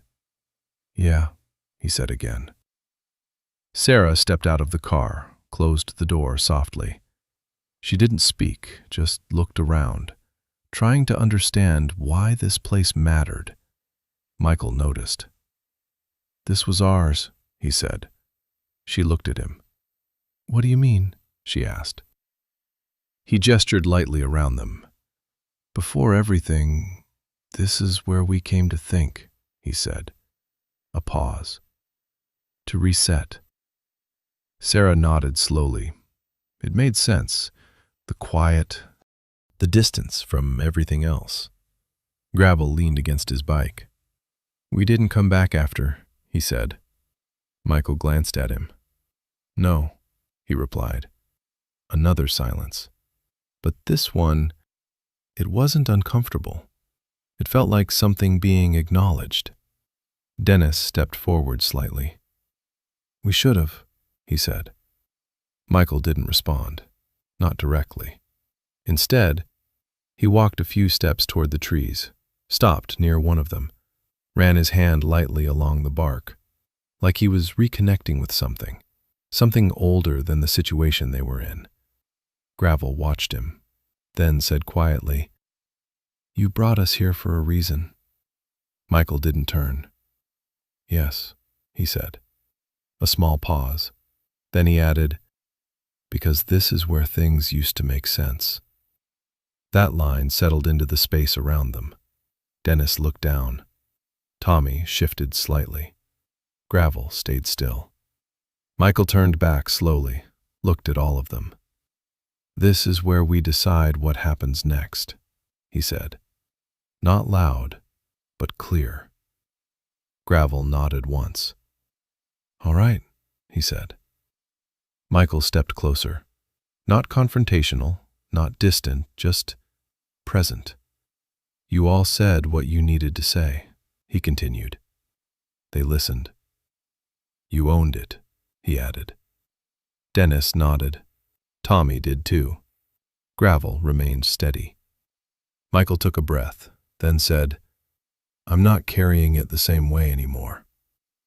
That mattered, because it meant something had changed.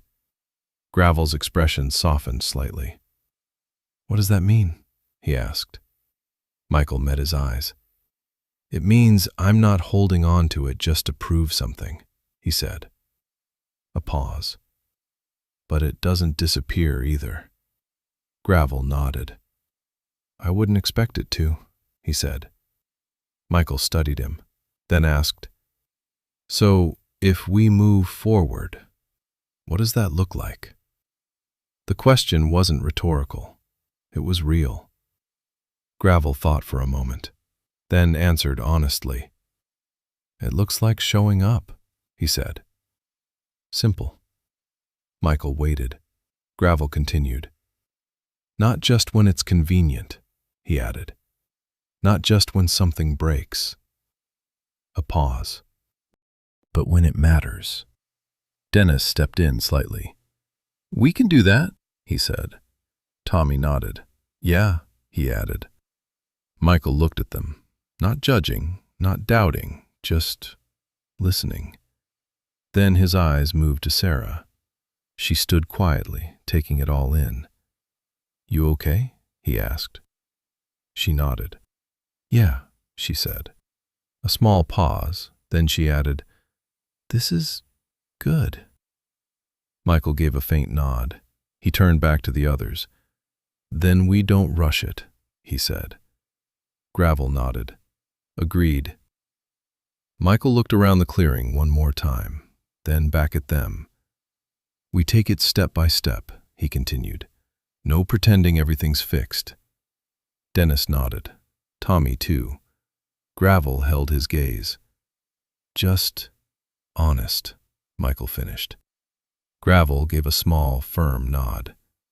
"Just honest," he repeated. Silence followed, but this time, it didn't feel like something missing. It felt like something built, not complete, not perfect, but real. Michael turned back toward his bike, paused, then said, "Let's ride back." No speech, no big moment, just continuation. And that was the point. The engine started again, one by one. The sound filled the clearing, steady, grounded, alive. Michael pulled out first, then Gravel, then the others. Sarah followed again in her car. But this time, something was different.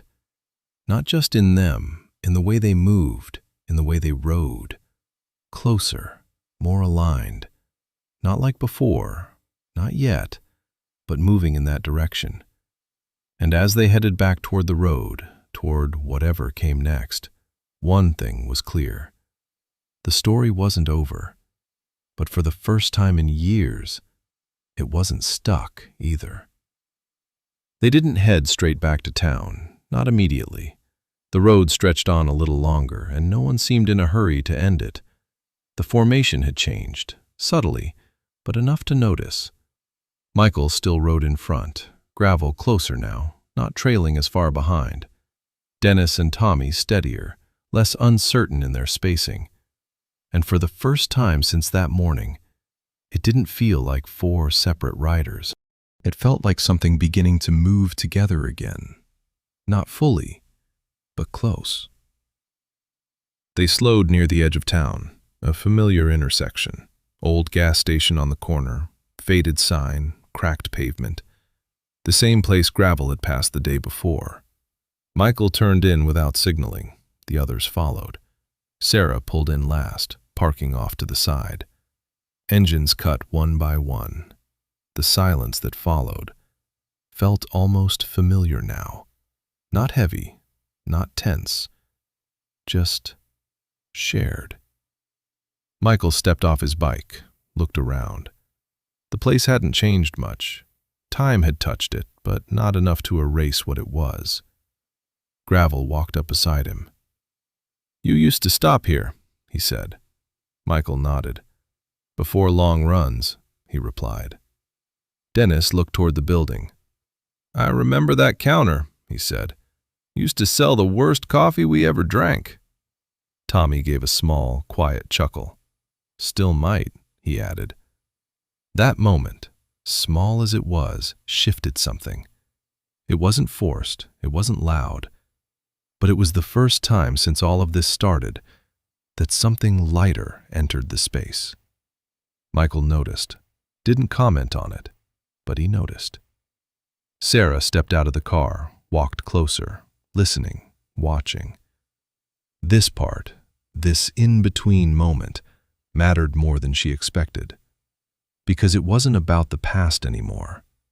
It was about what came after. Gravel leaned against one of the pumps, old metal, faded paint. He looked at Michael. "So what now?" he asked. Not impatient, not pushing, just real. Michael didn't answer immediately. He looked at each of them, then toward the road, then back again. "We don't disappear again," he said. Simple, clear. Gravel nodded. "Agreed." Dennis stepped forward slightly. "We'll come by," he said. "Not just once." Tommy added, "And not just when something's wrong." Michael held their gaze, making sure they meant it, then nodded once. "Good," he said. A pause. Then, "There's something else," he added. They waited. Michael looked toward Sarah, then back at them. "She shouldn't be the only reason we're here," he said. That landed, because it was true. Gravel nodded. "She's not," he said. Dennis and Tommy followed. "No," Dennis added. "She just opened the door." Michael gave a faint nod. "All right," he said. That was enough. No need to push further, because now the responsibility was shared. A truck rolled past on the road. The sound filled the space briefly, then faded. Michael took a step toward his bike, then stopped, looked back at Gravel. "Where's Cal?" he asked. The name hadn't been spoken since earlier, but it had been there, in the background, waiting. Gravel's expression shifted slightly. "He's around," he said. Michael nodded. "Figures." A pause. Gravel studied him. "You want to see him?" he asked. Michael didn't answer right away. He thought about it. Really thought. Then said, "Not yet." Gravel nodded. "That's fair." Michael looked back toward the road. "When it happens," he added, "it needs to be right." Gravel understood. "Yeah," he said, "it will be." Sarah stepped closer now.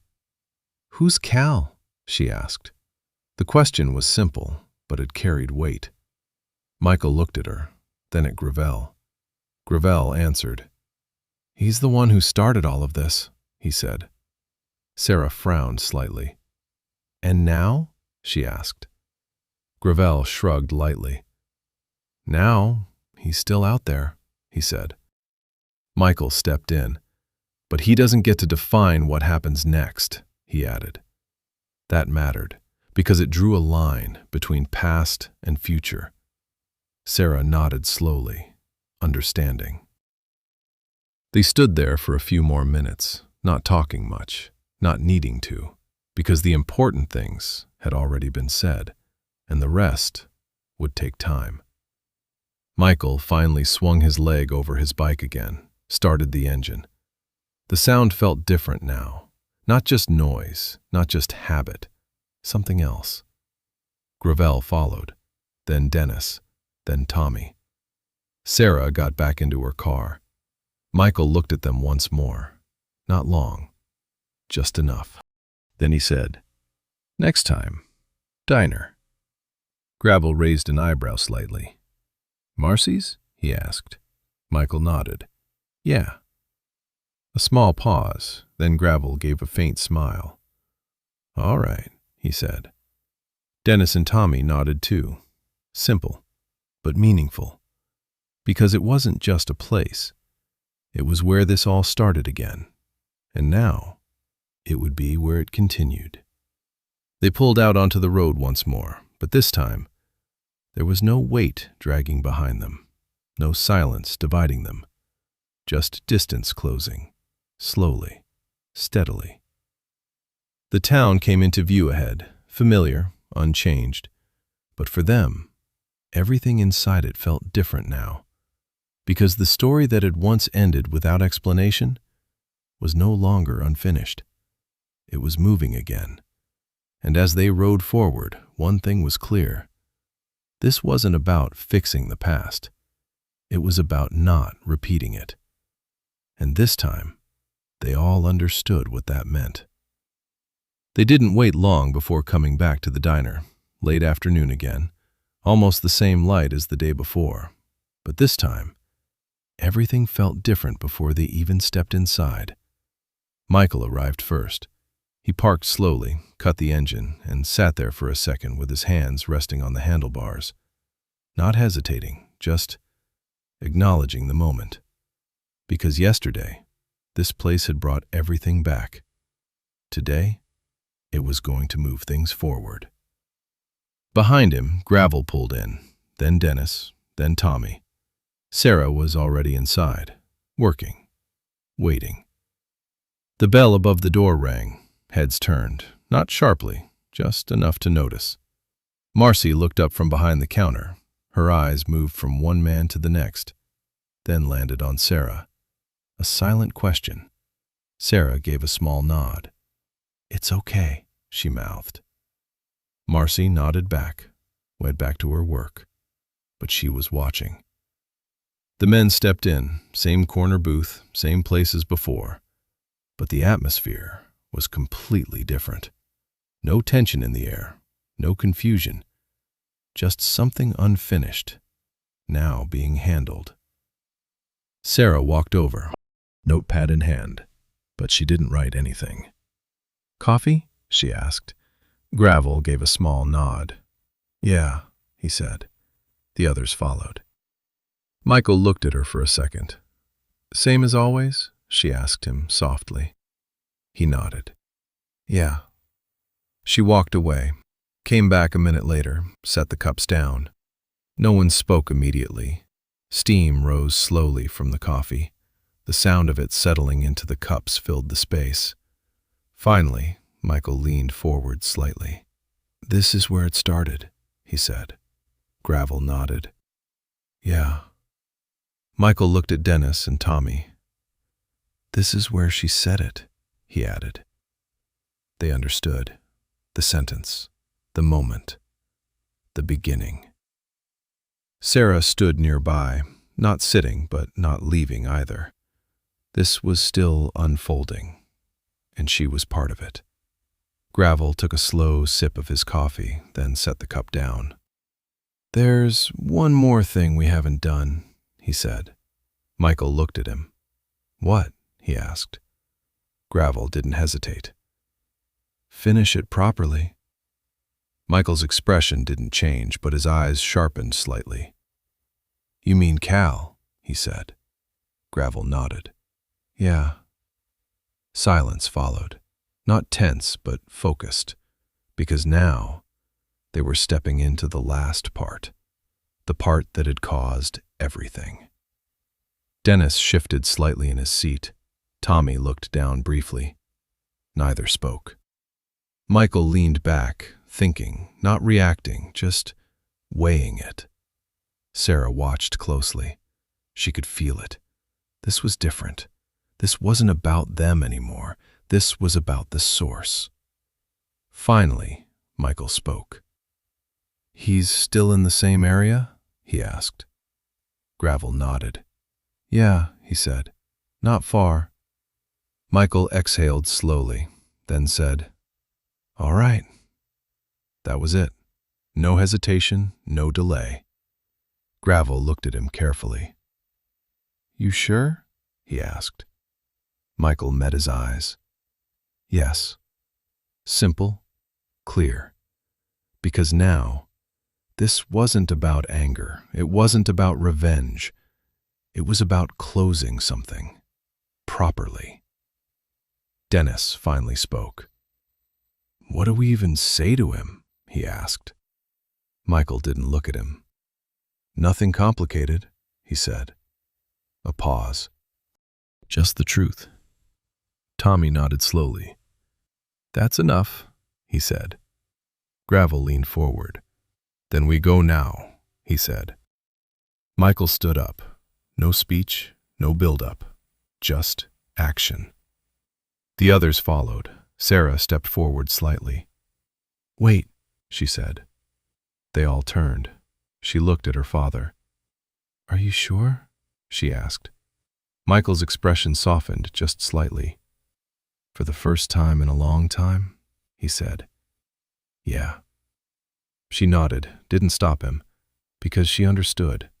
This wasn't something she could do for him. This part, he had to do himself. They stepped outside again. The air had shifted slightly, cooler, the day moving toward evening.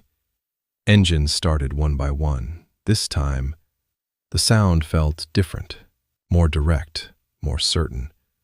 Michael got on his bike, looked ahead, Gravel beside him, Dennis and Tommy behind.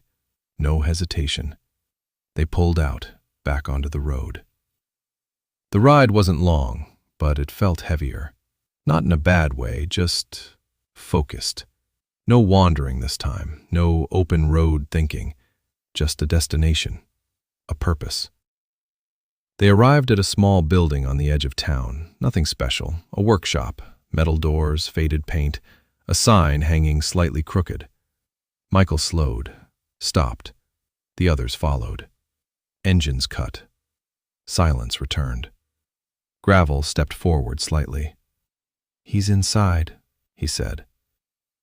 Michael nodded. No reaction, no emotion on his face. Just calm, steady. He stepped off the bike, walked toward the door. Didn't rush, didn't hesitate, just walked. Gravel followed, then Dennis, then Tommy. Michael reached the door, paused for a second, then pushed it open. The metal creaked slightly. Inside, dim light, the smell of oil, tools scattered across a workbench, and a man standing near the back. Cal. Older, but still the same posture, the same presence. He looked up, saw them. His expression didn't change immediately, then recognition, and something else, something he didn't expect. Michael, he said, like it was impossible. Michael stepped inside, stopped a few feet away. Yeah, he said. Simple. Cal looked between them. Gravel, Dennis, Tommy, the past, standing right in front of him. Well, Cal said slowly, this is unexpected. No one smiled. No one reacted. Michael took one more step forward, not aggressive, not passive, just direct. "We need to talk," he said. Cal studied him, then nodded once. "Figured as much." The door behind them closed, and just like that, everything that had been left unresolved was finally face to face, and this time, no one was walking away from it. The workshop felt smaller once the door closed, not physically, but in the way the air settled, heavy with oil, metal, and something older than both. Cal didn't move right away. He stayed where he was, one hand resting lightly on the edge of the workbench, eyes shifting from Michael to Gravel to Dennis and Tommy, taking it in, measuring it. Then he let out a slow breath. "Didn't expect to see all of you in one place again," he said. No one answered. Michael stood a few steps in, shoulders relaxed, hands at his sides, not defensive, not aggressive, just steady.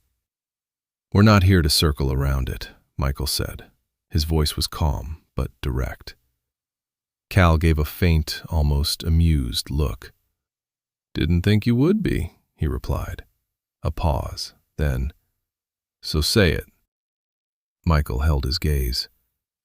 "You lied," he said. No build-up, no hesitation, just truth. The words landed clean. Cal's expression didn't change immediately, but something behind his eyes tightened. Gravel stepped slightly to the side, not interrupting, just present. Dennis and Tommy stayed where they were. No hiding this time. Cal looked at Michael for a long second, then tilted his head slightly. "About what?" he asked. Michael didn't blink. "About me," he said. "About what happened." Cal gave a small shrug. "A lot happened back then," he said. "You'll have to be more specific." Michael took one step closer, still controlled. "You told them I turned on the club," he said. "You told them I gave up a name." Silence. This time, it wasn't empty. It was sharp, focused. Cal's eyes shifted briefly toward Gravel, then back to Michael. "And they believed it," he said. Not a question, a statement. Gravel answered. "Yeah," he said. No hesitation, no excuses. Cal looked at him, then at Dennis and Tommy. "And you two?" he asked. Dennis stepped forward slightly. "We didn't believe it fully," he said. Tommy added, "But we didn't stop it either." Cal let out a quiet breath through his nose. Not surprised, not impressed, just acknowledging. Michael didn't take his eyes off him. "Why?" he asked.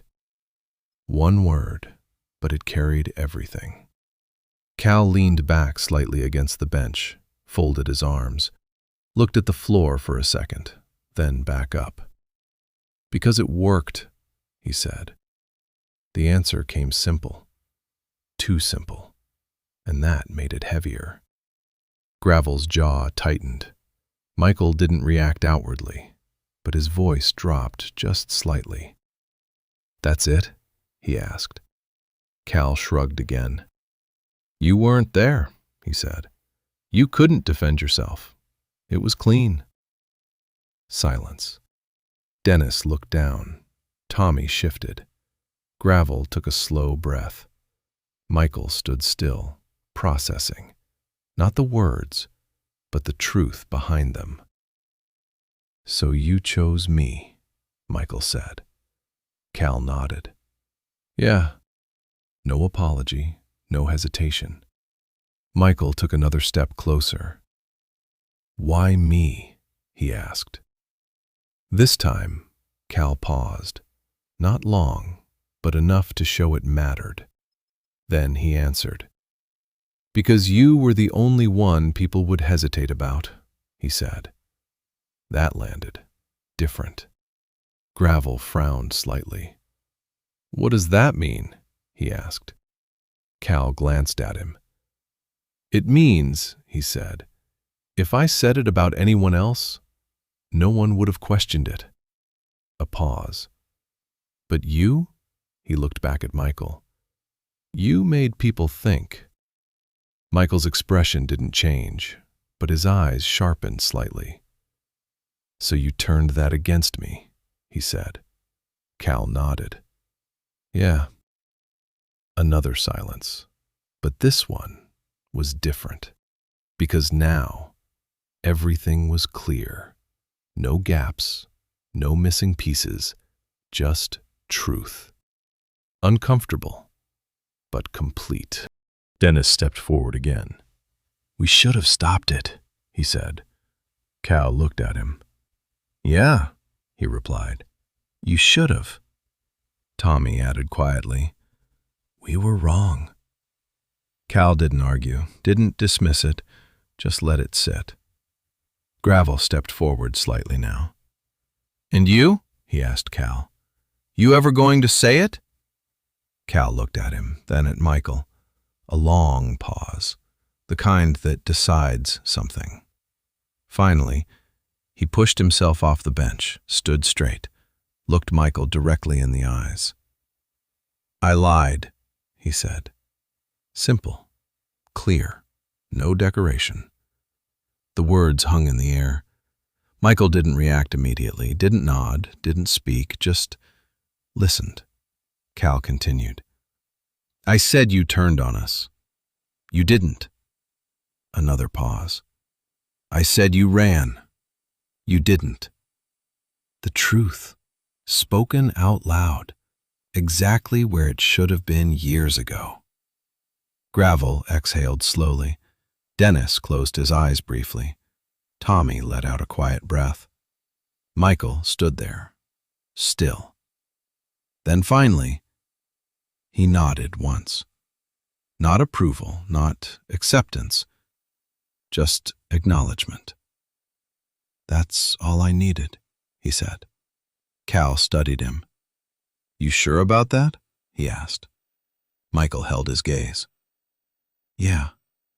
A small pause. Because I didn't come here for you, he added. That shifted something. Cal frowned slightly. Then why? He asked. Michael glanced at the others, then back at him. To close it, he said. Cal didn't respond, not right away, because that answer, it wasn't about him anymore, and he knew it. Gravel stepped back slightly. The tension in the room eased, not gone, but changed. Dennis spoke quietly.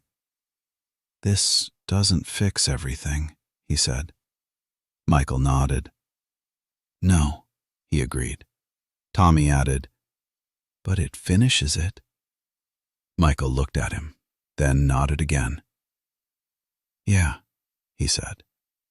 A final silence settled, but this one was different from all the others, because it wasn't holding anything back. It wasn't waiting. It wasn't unresolved. It was complete. Michael turned toward the door. No hesitation, no looking back. Gravel followed. Dennis, Tommy. The door opened. Light from outside spilled in again. They stepped out, back into the open air. And for the first time since this all began, there was nothing left behind them that needed to be faced, because they had already done it, together. And this time, no one stayed silent. No one walked away early. No one let something unfinished remain. The past was no longer holding them in place. And as they walked back toward their bikes, there was only one direction left: forward. They didn't speak much after leaving the workshop. No one felt the need to. The engines started again, one by one, and the sound carried them back onto the road. But this ride felt different from all the others. Lighter.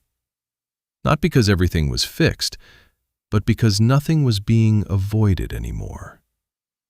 Michael rode at the same steady pace, Gravel just behind him, Dennis and Tommy in line. Not perfect, not tight, but together. The sun had begun to lower. Long shadows stretched across the road, moving with them. The air cooled slightly, the kind of quiet evening that makes everything feel slower, clearer. They reached the edge of town again. This time, Michael didn't turn toward home immediately.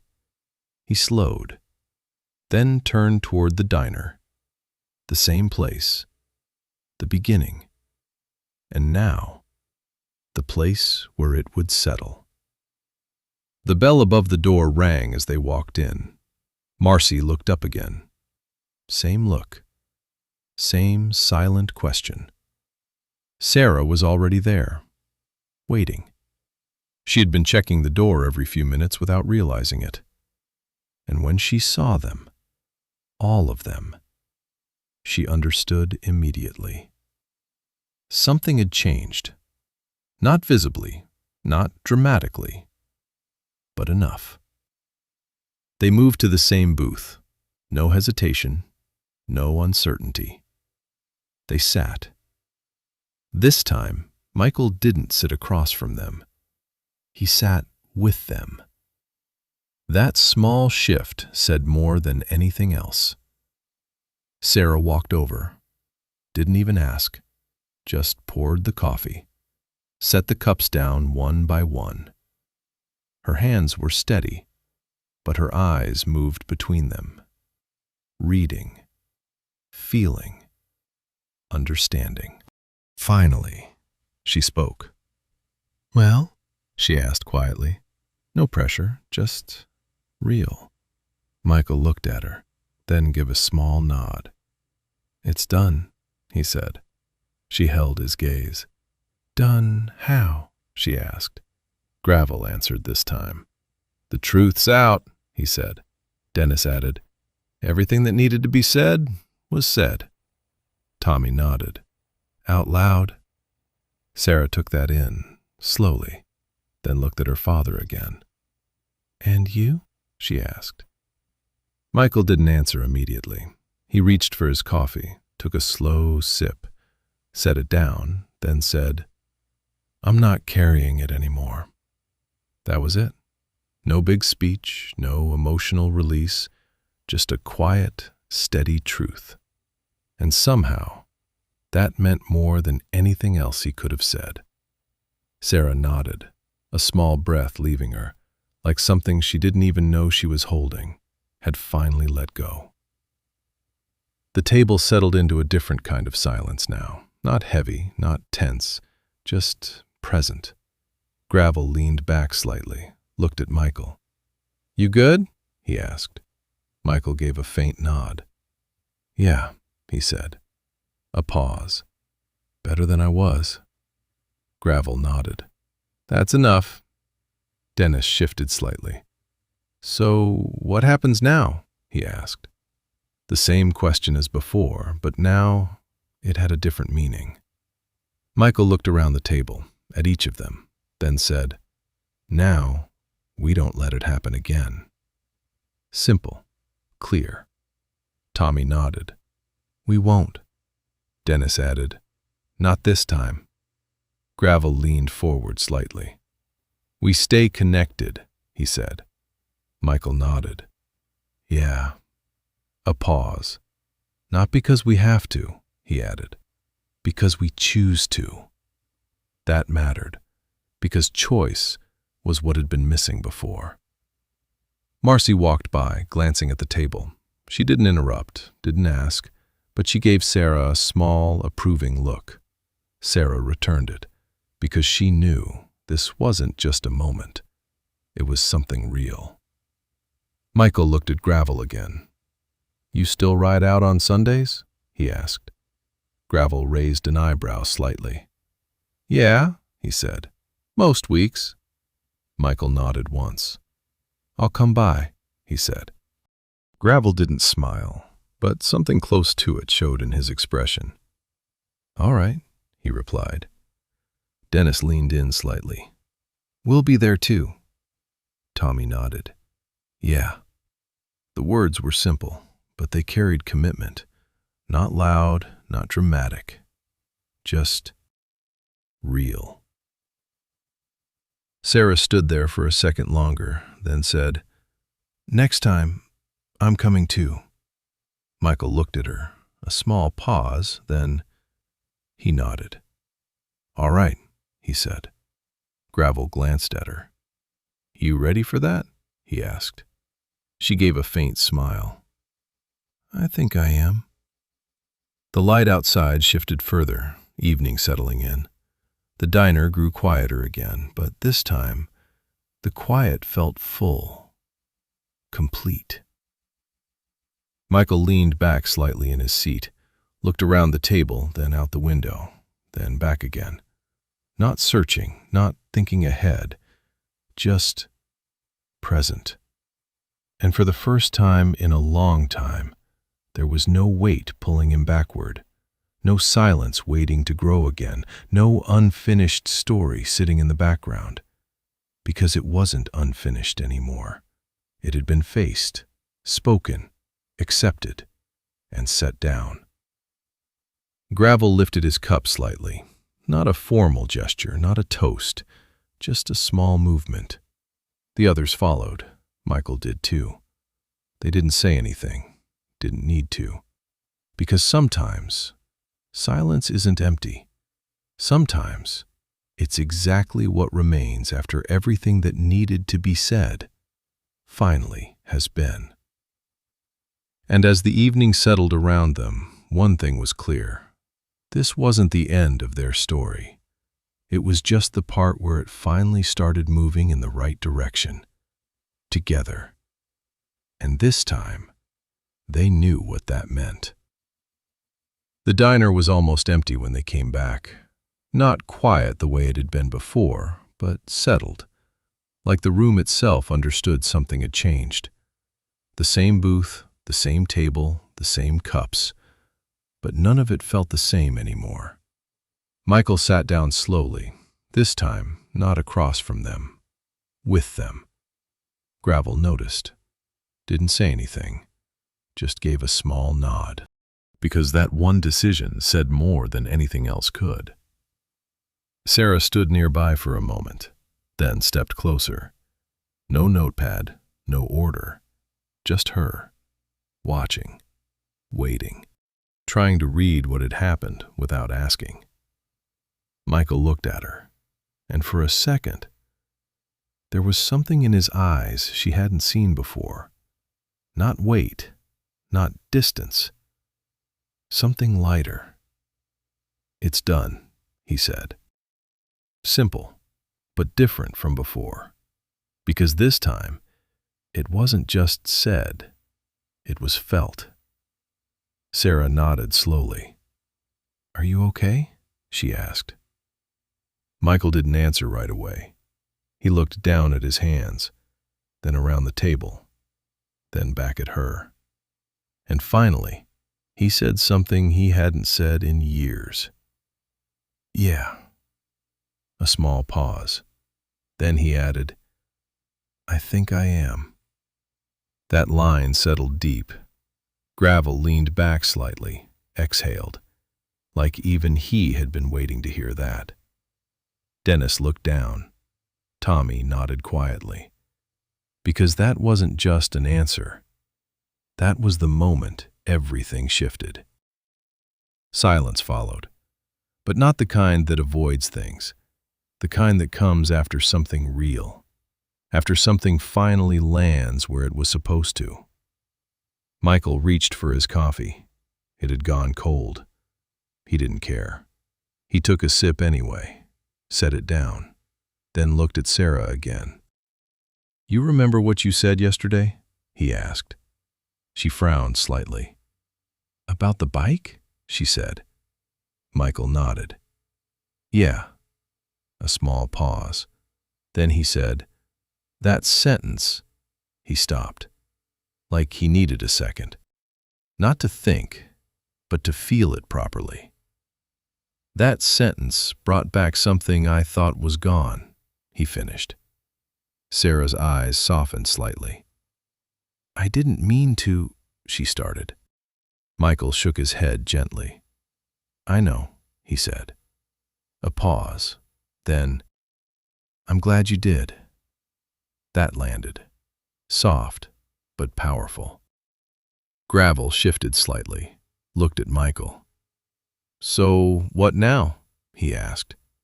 The same question, but now it had a real answer. Michael leaned back, looked out the window. The sky was darker now, evening settling in fully. Then he looked back at them. Now we ride, he said. Simple, clear. Gravel gave a faint smile. Yeah, he said. Dennis nodded. Tommy followed. But then, Michael added something else, something new. Not away from things, he said, a pause, but toward them. That line, that was the shift. That was the meaning. Sarah stepped a little closer now. Can I ask you something? She said. Michael nodded. Yeah? She hesitated for a second, then, why didn't you ever tell me about them? The question was gentle, but real. Michael looked at her, longer this time, then answered honestly. Because I thought that part of my life was over, he said. A pause. And I didn't know how to explain something I didn't understand anymore. Sarah nodded slowly. That made sense, more than she expected. Michael continued. But I was wrong. Gravel looked at him. Michael met his eyes. It wasn't over, he said. Another pause. I just stopped looking at it. That line, quiet but deep. Michael stood up, slowly. The others followed, not because they had to, because it felt right. They stepped outside together. The night air was cool now, streetlights casting long reflections on metal. The bikes stood there, waiting, same as before, but now they meant something different. Michael walked to his, paused, then turned to Sarah. For a second, he didn't say anything. Then, you ever wanted to ride? He asked. She blinked, surprised. You never let me, she said. Michael gave a faint smile. Yeah, he said. A pause. Maybe I was wrong about that, too. That was it. That was the moment. Sarah stepped closer, not rushed, not unsure, just ready. Gravel watched quietly, didn't interrupt. Dennis and Tommy exchanged a small glance, because they understood.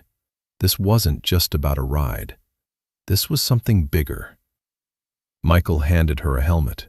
She took it, slowly, like she understood what it meant. He got on the bike, started the engine. The sound came alive again. Steady, familiar, but this time, different. Sarah climbed on behind him, hesitated for just a second, then placed her hands lightly around his waist. Michael didn't look back. He didn't need to. He knew she was there. Gravel started his bike, then Dennis, then Tommy. One by one, engines filled the quiet street. Michael pulled forward first, slow, controlled. Sarah held steady behind him, not afraid, just present. The others followed, 4 bikes moving together into the night. Sarah looked past her father's shoulder, at the road ahead, at the lights stretching forward, at the open space, and for the first time, she understood what he meant, about roads, about silence, about things you don't explain, but feel. The diner stood behind them, small, quiet, but important, because that's where it started, and now, this is where it continued. And somewhere between the hum of the engines and the quiet night air, something finally settled.